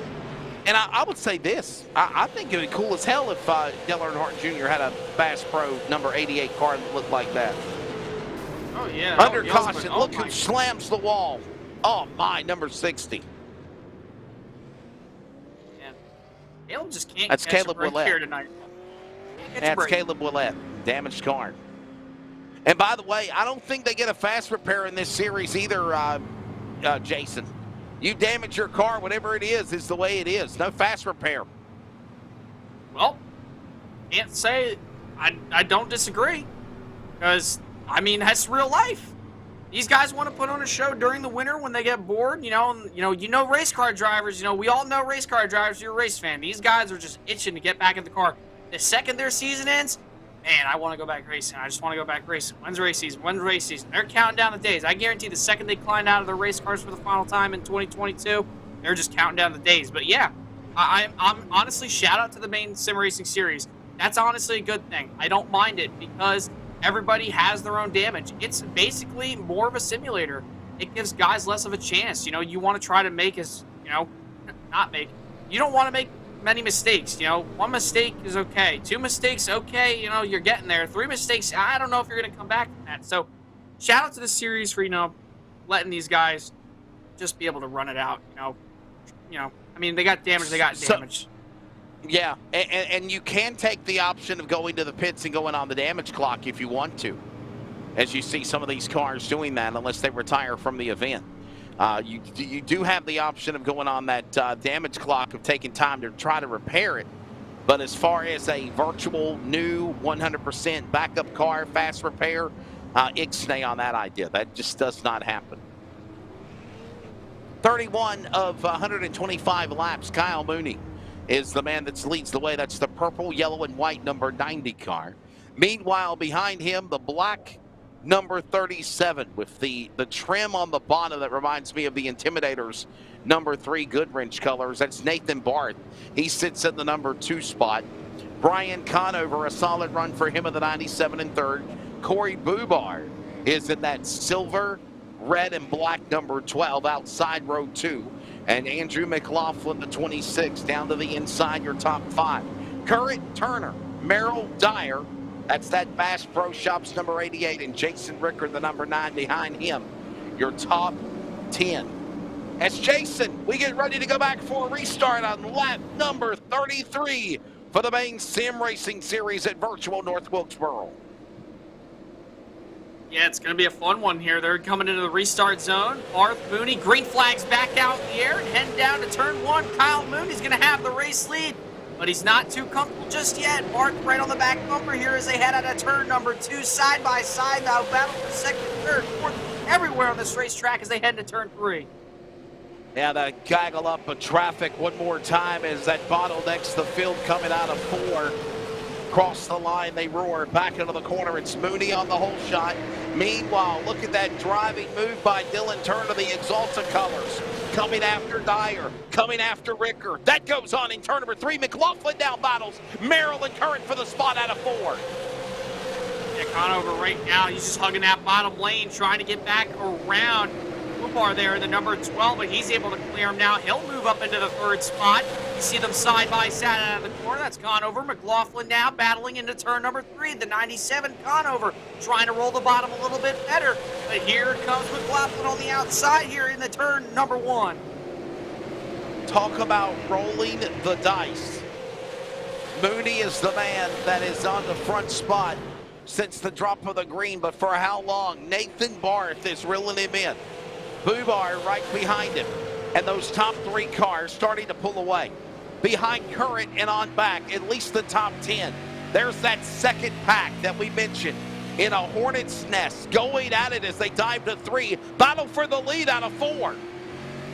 Yeah, Barth right up on the back bumper of Kyle Mooney now as they head to the start finish line this time by lap 39. Now clicks on the board here. We got a sideways one up into the corner. Trouble in turn number 2. Something tells me I'm into something good except for Conover. And there is a problem on the racetrack for Conover in the 97. From the penthouse to the outhouse for the 97 car. Up in the front of the pack, and now he has put out the yellow flag. As Willett comes back on track again after damage repair. I'm thinking it's the 97 of Conover. He started dropping on the scoring pylon. We'll check it out and see. And there it is. I called it perfectly. 97. Putting us under the yellow flag, Brian Conover. And boy, that could have been a lot worse than what it turned out to be with a single car spin, Jason. Yeah, I saw them there. They were heading, we were on, I believe it was like Bigger Cam there into turn number 2. Or unless maybe it was off the back straightaway. Not too sure. Got that short turn pretty much. Yeah, it happened between 1 and 2. It happened between 1 and 2. Into 1 and 2, you know, they just I saw somebody come down on somebody. It looked like, you know, somebody came up a little bit. Unfortunately, just a racing deal. You know, it's so tight here, especially turns 1 and 2 in North Wilkesboro. It's very, I want to say, you know, maybe the word is awkward, I'd say. If for the fans watching at home, I want to say if you've driven this track on iRacing or even competed in real life, I want to say turns 1 and 2 is a little bit awkward because, like I said, look at there into turn 1. Wide, sweeping, you know, normal. It looks all good for now. And then all of a sudden, right here, it just cuts. It's like the track just cuts there out of turn number 2. All of a sudden, just wants to just dip, like, really, really low and just starts going straight. So that's what makes North Wilkesboro so interesting. Jason, I'm going to teach you something about this racetrack, my friend, if you didn't know. In case you didn't know, for our audience as well, you are going uphill at North Wilkesboro down the back straightaway. When you transition between turns number 3 and 4, you are going downhill at North Wilkesboro Speedway. And that explains the change in elevation. Yeah, I thought so. I did know that. It's just like I said, heading into the corner, look at that thing. It just all of a sudden just cuts right in. You go uphill like you did say, you know, 3 and 4 in the transition. You go downhill. That's what makes this place so interesting. It's basically, it's like they just built this track on a hill pretty much, which makes it so fun. But it's such a unique racetrack. Love it. Had a blast here calling it so far tonight. We're getting ready to come back into the restart zone. And we're not even at halfway just yet. 20 laps to the halfway flag. Lap 63 will be halfway as they come back to the restart zone. And the restart will go to Mooney, but not for long. Barth got an awesome jump on the restart. Can he capitalize, though? He's hung on the outside. He reels him in. They're door-to-door going to 3. Yeah, Barth side by side, but Mooney looks like he's going to clear him for the top spot. Here comes Kurt right now, right behind him. He'll go all the way to the outside lane. Tries to get the run on Barth now to the outside. Not going to be enough. Barth will clear him. We got another wreck in the back out of turn 2. But no caution, not yet. Now the yellow lights illuminate around the virtual North Wilkesboro Speedway, and caution is fallen. I'll tell you what, Jason, one of the cars that I'm telling you, keep an eye on is, we'll find out what the caution was for here. I wonder if Conover got caught up in it again, the 97. They're showing Brian Conover. Oh, hold on there. This is a replay. And oh my, he turned to the 94. I don't think it was intentional. Racing deal as the 94 goes around of Cody Childs. And that puts us under the yellow flag. And yeah, the 97 of Brian Conover did get into it. But hey, real quickly, our producer, give some love to the number 5 position. Dylan Turner, the Exalta colors, which looks like a throwback to William Byron's super late model. He's in the number 5 spot. He is climbing fast through the field, Jason. Up 8 positions where he started 13th, and since the last 2 restarts, his car has been the fastest of everybody. Yeah, he has been really, really fast. Seen good lap times recently. And also, not to mention the fact, too, Gleason Smith in the number 5. He's P7 right now. He's up 8 spots. Matt Mango also had a little bit of issues, I think, earlier, but right now staying 13th. He's +9. Dan DeSanto +17. A couple guys to look out for, but yeah, I mean, so far, Dylan Turner climbing his way through this field. I expect him to be a contender here for the rest of the night if nothing happens, because we've seen a lot of guys get into it, but it's been kind of like a little bit further than mid-pack. Only time will tell, though, but we could have something happen at the front of this field. Maybe not now, maybe not in a couple laps, but sometime by the end of this race, I would not be surprised if we do have an incident at the front of the field, maybe even for the lead between Mooney and Barth. By the way, I want to remind everybody to join us for a new podcast from LSR Productions and Rocket Racing Media. It is called the Press Box Motorsports Podcast. Replay of the previous show that aired on Sunday is available on YouTube and affiliates. Coming soon to Twitch, Facebook, as well as YouTube. The Press Box Motorsports Podcast is a weekly show airing at 4 p.m. Eastern, 3 Central, every Sunday, with information, interviews with iRacing competitors, virtual sim news, and real racing conversation.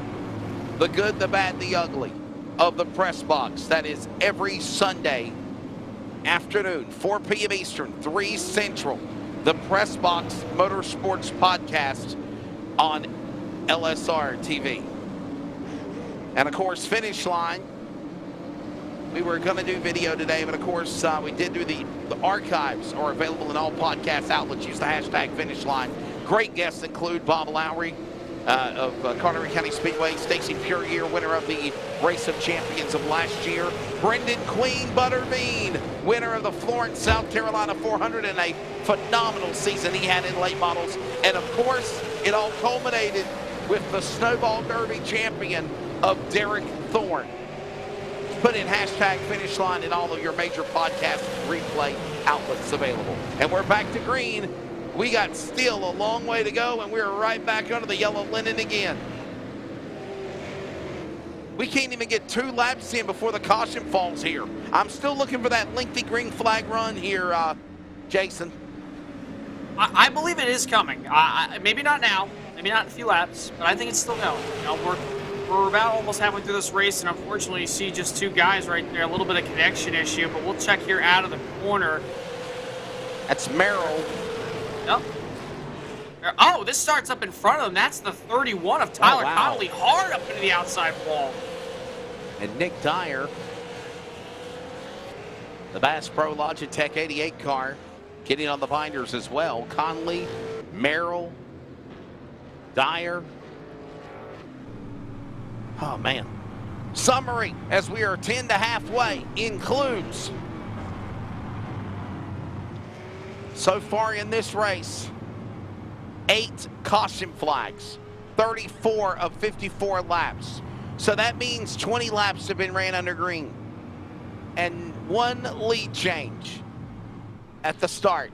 Kyle Mooney. He's been up in front the entire time.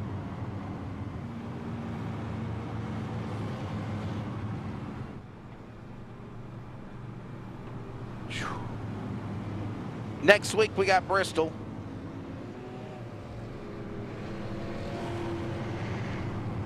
I think I mentioned on the schedule, we've got Nashville on December the 28th. Remember, we are taking off in observance of Christmas holiday on December 21st. After Christmas, we're back at Nashville. Then we take off another week or two for Irwindale. Then we take off for another week for Lucas Oil. January 25th. Then we're off for almost a month until we come back February 22nd for New Hampshire, unless that's a type error. I think it might be a type error. I think that's January 22nd is New Hampshire, not 2/22/23. And then, of course, road course. I'd love to see what, if you're watching, here's a look at the replay of what happened. If you're watching, where would you like to see the road course? Okay, I'm understanding we got a glitch. We've got a glitch on our broadcast, so we apologize for that. But if you're watching, where would you like to see the road course at? Jason, I throw it to you. I throw you to the wolves. Where would you like to see super late models run a road course at? Call me biased. New Jersey Motorsports Park at Thunderbolt Raceway. It is a blast of a road course. iRacing. Are they on iRacing? Yeah. Yeah, Okay, yeah, they're cool. on iRacing. It's a test track, unfortunately. Unfortunately, iRacing never really finished it. That's why it was kind of just a test track. But I tell you what, folks, if you have iRacing, especially these guys who go back and watch as they get this time stamp in the broadcast, go try to run at New Jersey Motorsports Park and run Thunderbolt with the second chicane. That is what the ARCA and the K&N series used to run when I used to go. And man, that was a fun time to do. So I want to see them go to New Jersey Motorsports Park. We're back racing here, Wesley. Yeah, you know, I remember when ARCA used to run at New Jersey. Ain't that right near the airport, if I remember correctly? Yep, right near it, right behind Okay. it. I went there one day and Right sat behind with my it. girlfriend down there. Awesome time. That's right, yeah. And back on the restart here as we approach halfway. Kyle Mooney leading the way. Barth, Currett, Bubar, and Turner. Remember that Exalted car that looks like William Byron that I mentioned in the top 5 as they dive down into the corner. Dominique, wow. Uh-oh, got to be careful. That was really testing the bottom of the apron there for the 82 car. Yeah, got a little bit loose there, but right now Dominique's just doing a really good job. Right behind the 37 of Barth. Now into turn number 3. He's getting a little bit lower than the 37 of Barth into the corner. That's why I think Barth's able to get up off the corner a lot better, because he's kind of doing that little bit of a late entry. But you see Kurt right there gets to him just a little bit better, but not exactly. But he's under fire right now from Bubar in that number 12 behind him. Working their way back down to the bottom of the racetrack in the corner. Here they come back to the line.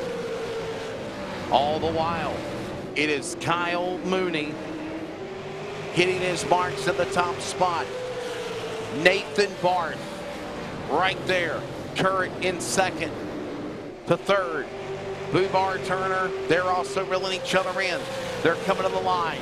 Cross flags go in the air next time by. We are finally halfway home when they come to the line. 63 laps down and 62 to go as they come to the stripe. Mooney coming now to the line. There you see him, and there's the field. Cross flags is out. Jason, you're taking the first half of this race. I do have 2 words: caution field. Caution fest. Might as well get a pint and call it caution fest without the Mars and Oktoberfest beers. That's pretty much what it's been so far, unfortunately. But right now, knock on wood, you cursed it once, let's not curse it again. Hopefully we don't get a lot more yellows. I'm sure we'll have some, but you know, right now, green flag run. But I've had a blast here calling this race so far. The heat races were awesome. The LCQ, B-Main was great. And so far here, you know, we've had some really good battles. Unfortunately, cautions, green cautions. Right now, a little bit of a nice green flag run. Everybody kind of single file, but everybody's still bunched up together. Having a real fun time here calling my first virtual race at North Wilkesboro. Kyle Mooney still hitting his mark. He's the man leading the way.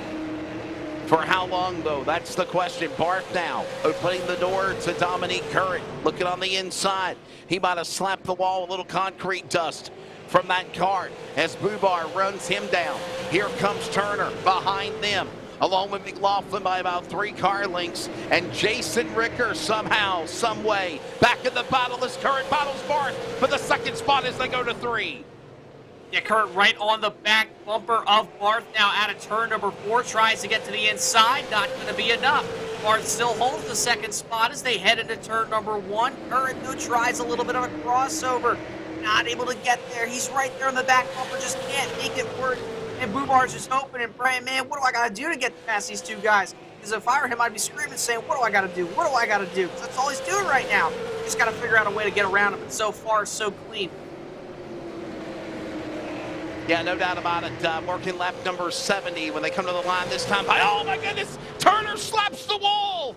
Turner into the wall with the back straightaway. I wonder how much damage he's put on his car. He still kept going, but he lost ground on this pack. That is the battle going on for the second spot. While that goes on, Mooney is gone on lap 70 for the lead. Yeah, Mooney's still out front right now by just over about a second and 2/10 here. But Curran, he's able to get up into the second spot. He was the only one who looked like he was going to be able to match Mooney's time. And that time by is almost about a 10th off. But we'll have to see now that he's in clean air. We got a car stopped on the back straightaway. That's all the way on the grass, though. Not sure if that's going to be a yellow here. We'll have to see. So far, green flag, though, still. Like I was saying, Kurt, only one who's been able to match his lap time. That time by 0.2 of a second faster than Kyle Mooney. So for folks watching at home, don't think Mooney's got this thing just yet. Still a lot of racing left to go. And Dominic Curran right now, he's trying to catch him. Well, Kyle Mooney got a mulligan with all those cars bunching up with each other, but Kurt, Barth, Bubar, and Turner for the second spot. Turner then slapped the wall with the concrete dust slap off the second turn here at Wilkesboro, and that made him lose ground to those drivers now battling for second, third, and fourth. That goes on. This is for third. Bubar and Barth now battle as Dominique Curran will begin his ascent to run down Mooney. And for Turner, Ricker, McLaughlin, they're trying to get back in the cavalry into turn number 3. There's a shot of those cars now. Ricker on the inside of Turner out of turn 4 on lap 75. 50 laps to go here at North Wilkesboro. Yeah, I'm sure that Turner's just holding up those guys like Ricker, like McLaughlin there behind him. He did slap the wall, like you said. It looked like he has a little bit of right front fender damage. Not too sure. Let's see this time by at the line. Yeah, I see a little bit of trouble there on the right front fender. Definitely holding them up. Not going to be able to rotate the center as good. Ricker, though, still on the bottom, trying to get around him off the corner. Almost gets to the wall there. Right back behind them, BJ Merrill and the 5 of Gleason Smith. They're battling. Man, there's battles all over this racetrack, but right here is the battle look out for. Matthew Rantuccio says Watkins Glen would be my pick. I'd love to go to Watkins Glen. Terry Radford joining us on the broadcast. Always enjoy working with Terry. And I hope he's doing well. And they work their way down the front straightaway. This is Ricker on the inside. Turner up on the outside lane as they work their way. McLaughlin on the bottom. Into turn number 3, side by side they go. Man, what a job they got going on here. Oh, well, in the wall again goes the 00 of Merrill. He saves it, though, will still stay green. He almost climbed it right there out of turn 4. These super late models, man, they really like to climb these walls out of the corner. They sure do. We'll watch them here, and another slap of the wall with the concrete dust. And we got a caution. Caution is out after what has been the longest green flag run of the race for us tonight. Lap number 80. The yellow flag is out. We'll find out what happened, and I'm thinking it might be Dylan Turner. Possibly. No, correction, it might be the 11 of 48. Let's see what happened here.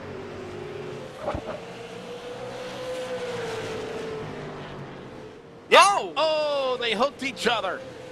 11 and 59. That's Matt Mingo, 59.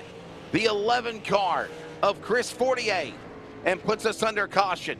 We're going to step away. We're back with more from North Wilkesboro, the Maine Sim Racing Series, under 50 laps to go.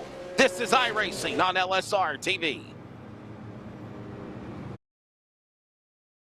Your CRN, my CRN, our CRN. We are CRN.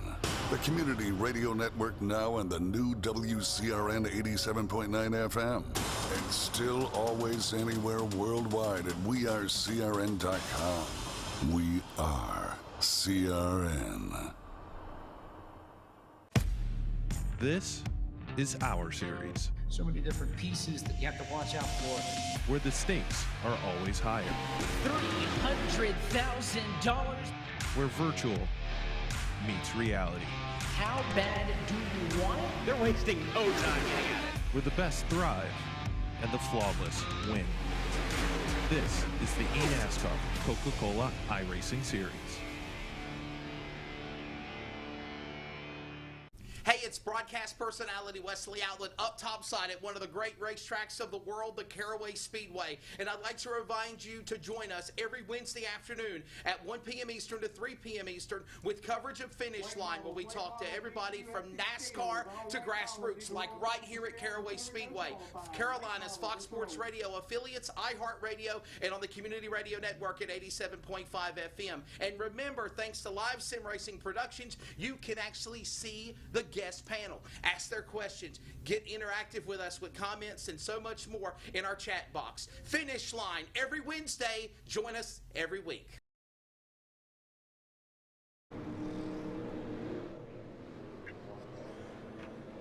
We're not done yet here at North Wilkesboro. Jason Rockefeller, Wesley Outland here. We were talking during the we were talking during the TV timeout for this event of it's not been disappointing. It's been a really good race. It's been caution field, but it's still been a good show. 85 laps into it. Green flag next time by. Jason, your sentiments on that? Yeah, like I said before, unfortunately cautions. And hey, Wesley, we did get that little bit of a green flag run like you hoped. Maybe we can go green all the way to the rest of the race. But, you know, these guys, it's getting down to the nitty-gritty of this race here. We're coming down with just a handful of laps to go, you know. You got to think to yourself, it's just like a short track Saturday night feel. You're not going to have that many laps to go. It's like a regular feature race pretty much. If you were running, like, for example, a wall, modifieds usually run like 40 laps on Saturday nights. That's pretty much what this is now. So you got to think to yourself, what do I got to do to try to get up to that front?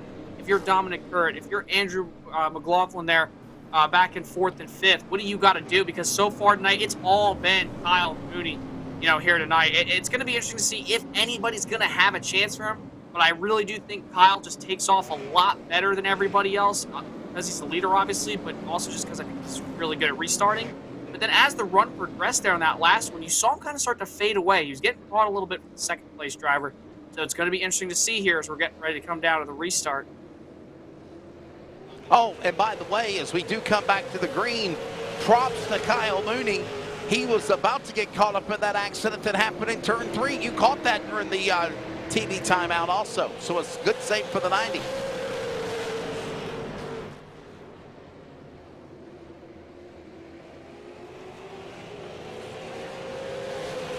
Working off turn 4. It's Mooney the leader. Look at this 3-car panel now. Heating up for the number 2 spot. This is Turner back in the saddle again. Dyer, ink and blinking not issues on his car. Dominique Currit alongside as the sun pokes through the clouds now one more time. They work their way out of 4. Look at Dyer giving him a fit. McLaughlin down to the bottom. Jason as they go to 1, 2x2. Yeah, side-by-side battle for the third-place spot. Dyer and McLaughlin, they're trying to get past their ink and blinking issues, like you say, for Dyer. So hopefully that'll fix for him. But so far, Turner back now to the 3rd spot. He's under fire from Merrill, and also Dyer back behind him. But now, Currit, 2nd spot. This is the closest he's pretty much been to Kyle Mooney. Can he close to him? We got a battle for the lead shaping up here into turn 3, it looks like. Yeah, P.J. Merrill has stuck his nose in the battle, put him in the number 3 spot. Meanwhile, Dominique Currit has reeled in the leader. Kyle Mooney is under attack for the first time tonight. They're in turn number 2. He is looking inside. He runs in the grass.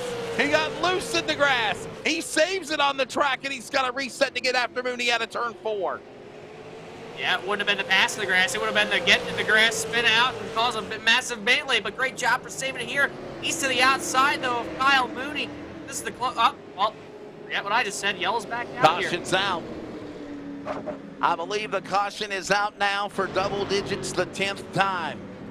Caution involving car number 55.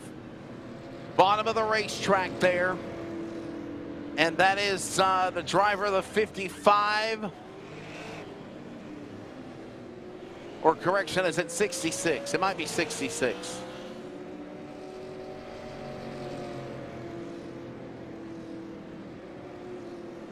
Caution for the 86 of Dan DeSanto is actually what it is. It's just we're having some technical issues in the production truck in Texas. They're fighting weather-related problems. And by the way, actually, that is why we're under caution. So we will stay here with you on the air the best of our ability. And just want to let you be... Yeah, I'm understanding that it's not a problem as far as the production is staying on the air. It's just some overlays and graphic problems. So they'll work on trying to work on that behind the scenes, but we will stay on the air here with you. And Jason and I will call the race to the best of our ability as we're about to approach lap 100. 30 laps to go. Jason, I think things are going to spice up a bit. Tell you what. I'm really liking Dom Kirk right now. I really, really am. He looks like he's faster than Kyle Mooney. I mean, for gosh sake, he got to his back bumper, was looking to pass him on the outside, trying to do a little bit of crossover maneuver there out of turn number 2. I really do think Dom Kirk's going to be able to pass Kyle Mooney, but who knows? I mean, Kyle's, he hasn't had to really battle everybody for the lead here tonight. So, this is a new scenario for him, Obviously, he's used to drivers, getting his inside is outside here in real life and the virtual world. But, I mean, this is the first time here tonight that car in particular has had anybody near him. So if you're Dom Curry, you're trying to put as much pressure as you can on Kyle Mooney because he hasn't had to fight anybody. Put him out of his comfort zone. You've been trying to get up to the field. Dom is +9 from where he started. So in my opinion, I think Dom's going to be able to pass Kyle. But we'll have to see here. We're coming down to lap 98. Oh, and by the way, in addition to that, Jason, you think of, I think we've got a problem on the 19 car. Turner, in the Exalta colors of the William Byron throwback, Dylan Turner has fell all the way back into the 20th position, 19th and 20th. He might have been caught up in that accident as well. With the 68 machine or the 86 because him and DeSanto might have got together. He was a car that was up in the front in the top 3, top 5 before this most recent caution. He might have been the cause of the caution. In doing so, he has fell all the way back into the top 20. His race might be done unless he can get to the front and in a hurry as we're going to be on lap number 98 at the restart this time by, bud. Yeah, we're going to be coming down here. This time by, we'll click off 98 laps. Coming to lap 99, Kyle Mooney, Dom Currett, EJ Merrill, your top 3. Green flags back out in the air. And Kyle Mooney with a great restart here down in turn 1, Wesley. And by the way, if you've noticed, the last couple of restarts have also been single file in the efforts by the race director, Sean Kimball of the Maine Sim Racing Series, to get this race to go by quicker and try to avoid cautions on double-up restarts. They've done that. Mooney on the restart gets the whole shot. A lap later, he's now holding off the fit of Curran and Merrill. Merrill's got a strong car. That red and yellow 00. Peeking down to the inside. Wants to make it a 3-car battle for the lead. 100 laps on the board. 25 to go at Wilkesboro in turn 1. Yeah, here comes the 00. EJ Merrill to the outside of Curran. But Curran right now down to the bottom of the racetrack. He's looking for the race leader of the 90. He gets into him. He's turning him in the yellow. Saved it. He saved it. Oh, my God. That yellow. Oh, my. Oh, my God. Holy cow. Wesley, But you know I don't what, though? know Here's if the yellow thing. came out for something else, though. I think it came out for something else, but I will tell you this, where respect is given, respect is earned. And those two drivers just respected each other. Maybe three if you count Merrill, because he could have came in and plowed all of them and he respected him. Oh, no, he's coming to the pits. Kyle Mooney is into the pits. Oh, my gosh. Wow. I have no words.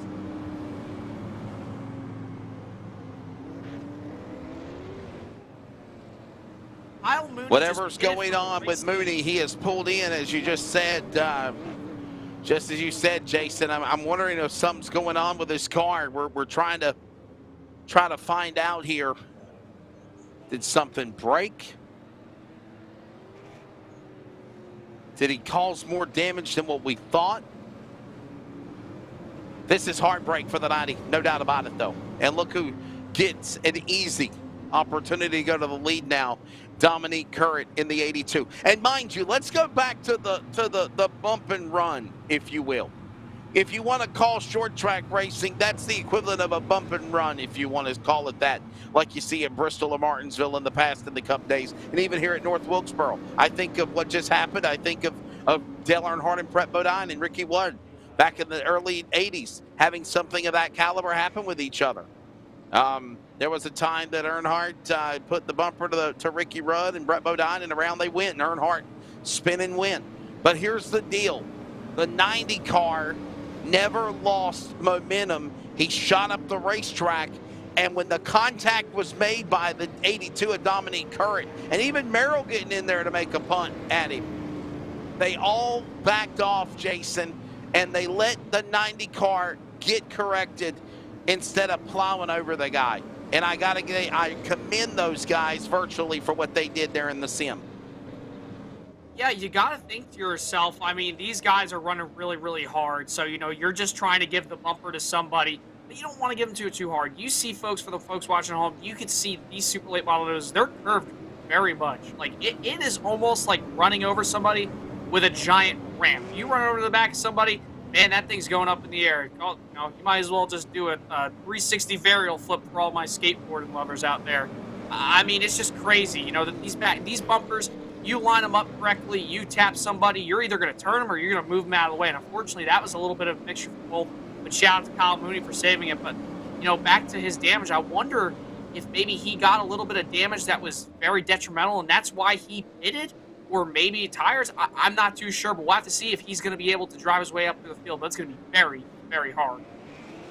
No doubt about it. A shootout like a local Saturday night, Friday night track across America for the Maine Sim Racing Series tonight at Wilkesboro with 20, now make it 19 laps to go as they come to the green.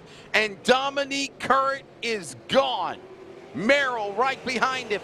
McLaughlin. Dyer back up in the battle as well, as that's your top five with Barth in the one. Yeah, Kurt right now shot out of a cannon from that restart. Merrill's just hoping that he's going to be able to reel him back in. Now that they're starting to get some laps on those tires from the drop of that green flag restart, we're already under yellow, unfortunately.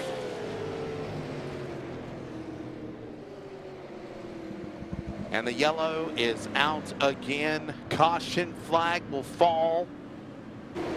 If you're keeping count, I think it's 12 now. Here's a look at what happened. This is the 9 of Jason Ricker. Ricker's got David Greenleaf all in his back door and in front as well. And you see him drive into the racetrack, into the corner. That's Bubar also in that number 12. And Bubar, Corey Bubar. Wow. Kyle Mooney got right through that. Mooney and the 19 of Turner missed that. That's just quick reaction time right there. That's a race car driver. If we weren't having overlay technical issues, I'd ask Charles to go on board with a 90 and see what it was like in the cockpit of flying by that car that was in the wall of Bubar. Holy cow. Mooney and Turner had a front row seat of the checked up 12. He hitting the wall on the back stretch there. Yeah, that was interesting too. The 12 just clipped the grass. Same with the car in front of him. And unfortunately, it just got him so loose, he just overcorrected and slammed the wall. But wow, what a great job by Kyle Mooney. Dylan Turner be able to get past that wreck. I mean, if I were Kyle Mooney, I'm sure I just saw my life flash before, my very eyes. And Wesley, I think, are they double file? They are double file. It looks like we're going to get our first double file here for restart for what would be like 100 laps, I'd say. Yeah, I believe so, buddy. I think under 25 laps to go, if there's a caution there, or under 20 laps to go, it's double file for the restart. So 15 laps to go here. Pace car is in. Look at Currick. What a great restart. Probably the best restart of the night for anybody. Could it be the money shot to go to the win? He pulls away from Merrill. McLaughlin. Dyer is back in the Bass Pro 88. He's now making a run in the top 3. They dive into the corner. It's going to be 13 to go at the line. Yeah, PJ Merrill's trying so hard. He just slapped the wall there off turn number 4. That opens the door for Andrew McLaughlin and Nick Dyer right there behind him to try to close some ground on him. Make a pass for that position. But right now, Dom Curritt, PJ Merrill, 1-2. Can anybody get by Dom Curritt, who is pretty much heavily back under yellow? Yeah, we got problems up in turn number 4. You saw on the top left of the monitor a lot of cars checking up and grabbing on the binders. And the caution is out. This happened behind Dyer, Conover, and McKee. I think it might have been McKee that might have got caught up on it. Let's watch. Here's the snakes patch, if you will, amongst all the crazy chaos and mayhem ongoing. Tapley making the 5 of Gleason Smith check up behind him.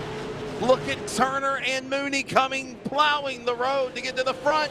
Tapley got a bumper from Conley. A route wins Smith, and that's the cause of the caution. And honestly, Jason, that is the end of the caution. The caution actually started before that. Oh, how about that? That's short track racing. Like I said, cars that all is over short the track place. racing. Oh, yeah.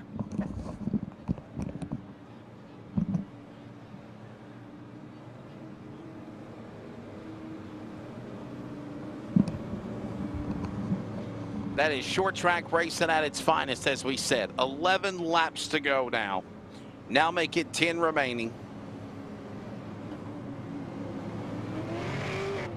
I polled the audience if you're in our chat box. What did you think of the race here tonight at North Wilkesboro for the Maine Sim Racing Series? I know there was cautions, but there was a lot of excitement, a lot of good hard racing when it happened. By the way, Matthew says Watkins Glen would be his pick for the road course for the Maine Sim Racing Series. I was kind of quiet, but I'll tell you what I'd like to have as the track for the Maine Sim Racing Series road course event, Jason, and our audience that's watching. I would say that I would pick COTA, Circuit of the Americas.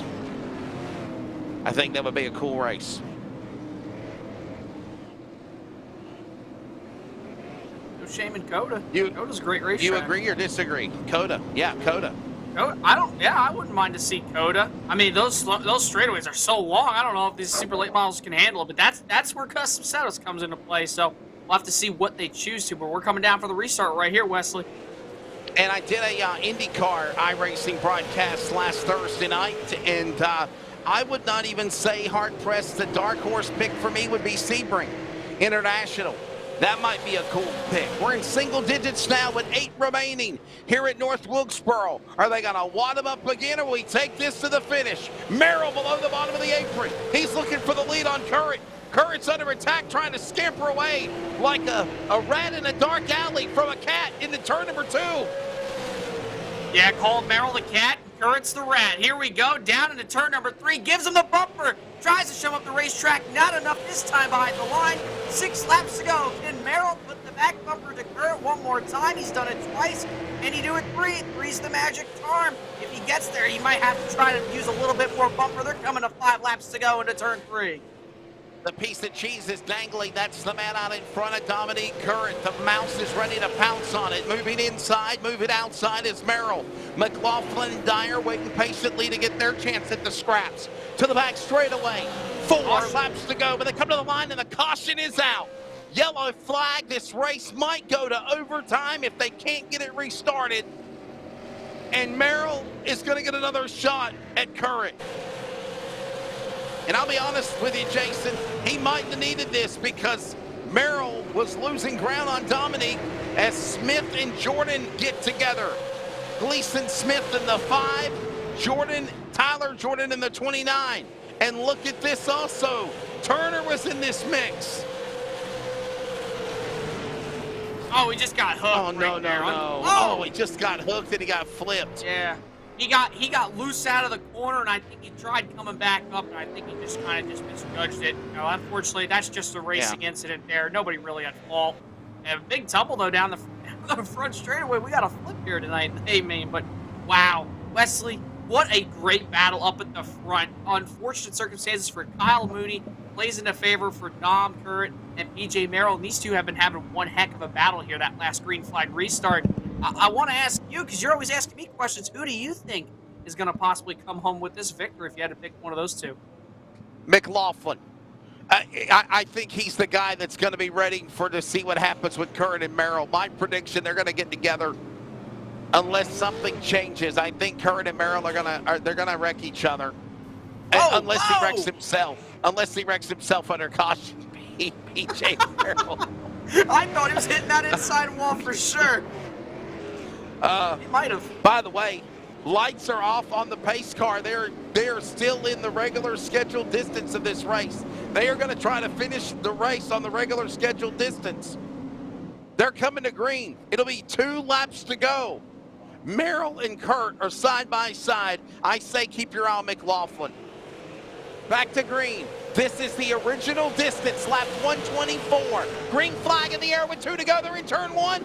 Curry got a great restart of the pack. Yeah, Curry right there. We are in overtime. This is overtime, and they're coming to the white flag. Yeah, coming to the white flag. Merrill up on the outside lane. He's going to try to cross over. Not going to be enough. Current, he'll take the white flag. CRN 1 to go here as they head into 1 and 2. Current looking to take on 1 and 2. But here comes Merrill to the back straightaway, trying to pound. Dyer, McLaughlin, McKee battle for the top 5. Merrill tries to throw one in there. He can't reach the back bumper. Dominique Curry slaps the wall. He crashes into the wall. Merrill will hold on for second. Merrill cannot get around Curran as Curran crashes coming to the flag stand. He has wadded up the parking lot in the turn number 1, but Dominique Curran will crash and win here at North Wilkesboro. Wow. Shades of AJ Allmendinger and Austin Cindric from just a year ago at Bristol. Wow. I mean, I thought Dom was going to have it. He backed up the corner a little bit, and he drifted up the track with Merrill because I think he knew that Merrill was going to send it in. But he sent it in so hard to try to protect the position from Merrill. I don't even think he cared. He knew he was going to hit that wall, and he stayed in the gas. I mean, we're going to have to get an instant replay if we can, but oh my gosh, if Dom Current would have hit that wall just a little earlier, I think PJ Merrill would have gotten him by just the nose.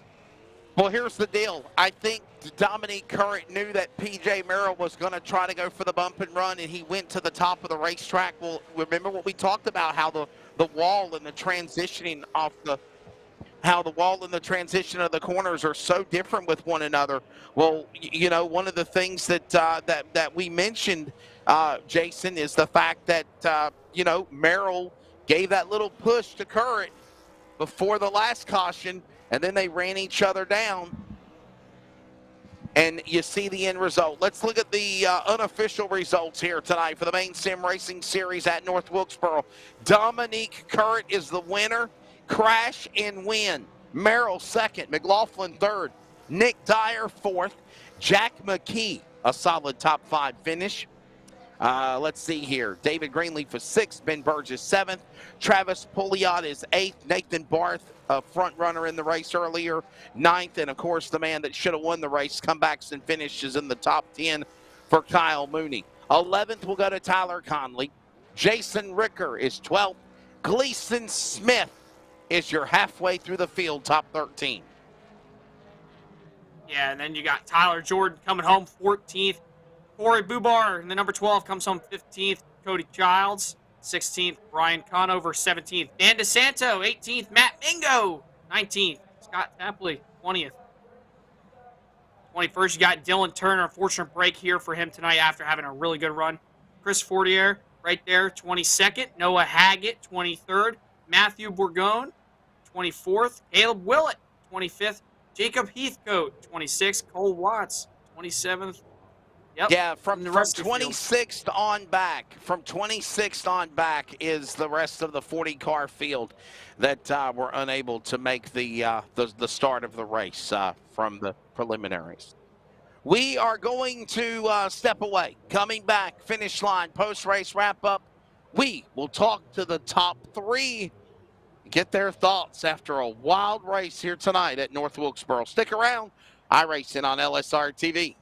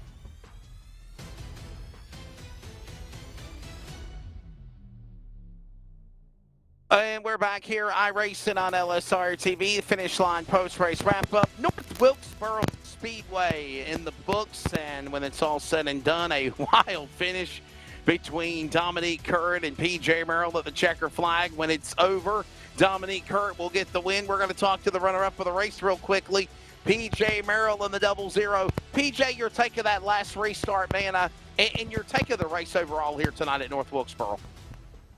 First off, I just got to thank Sean for putting this all on, but on that last restart, I had to try to stay with him, and I couldn't quite do it. And then drove in there deep, and he knew it was coming, and he kind of ran away. But he'll have that. Well, you did a really good job tonight, Dom. Awesome job. Probably the best way, one of the best ways I've ever seen somebody win. You pretty much won it backwards. What was going through your mind when Kyle came down pit road there right when that caution happened prior, a couple of restarts prior to, I think, the last green flag restart? You saw him just dive down all of a sudden. I was sitting here in the booth like, oh my gosh, he just dove to pit road. Do you know what happened to Kyle? Was there damage? Did something happen? And what was your reaction to it?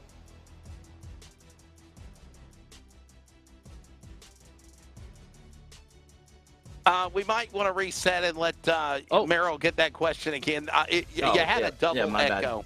You had a double echo here for some reason, Jason. Oh, boy. You got me now. Yeah, try it again, buddy. Anybody got me? Yeah, we got you. Yeah, we got you. All right, Cody, you got me? All right, sorry. Dom, anyways, I'll restate. You had a great run tonight. You got pretty much gifted there when Kyle all of a sudden came down pit road. So I just want to ask, also congratulations on the win, by the way. What was your reaction when you saw Kyle come down pit road there out of turn number 4 under that caution? I honestly, it was a gift to me. I didn't know if he could make it on fuel or not, so that's why I pitted a little earlier. So I figured he could, so I knew I had to do everything I could to try and get around him without PJ getting to the top side of me and going around both of us. So luckily, I got gifted right there, and we got the lead, and I had to do everything I could to hold on to it with PJ.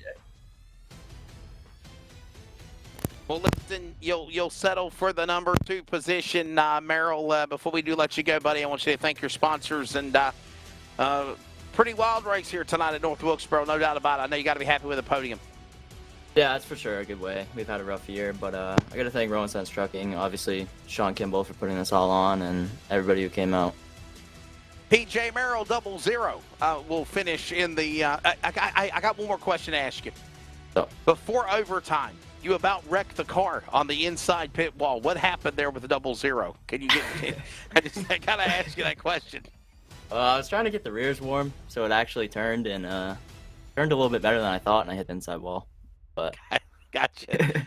Yeah, a little overzealous, but still got the save and settles for second. Dominique Curran again, the winner. It's P.J. Merrill. He'll finish in second. We go to victory lane now. Dominique, a win and crash. Oh, but it was a good one. Your take of survive at North Wilkesboro. A very caution-filled 125 laps, actually 128 if you count overtime. Yeah, absolutely. That was a pretty rough race. I started pretty deep in the field. I knew I had to save my tires and work my way up to the front, but luckily we got there in time, and I took the right pit strategy with all my other teammates, and luckily it worked out.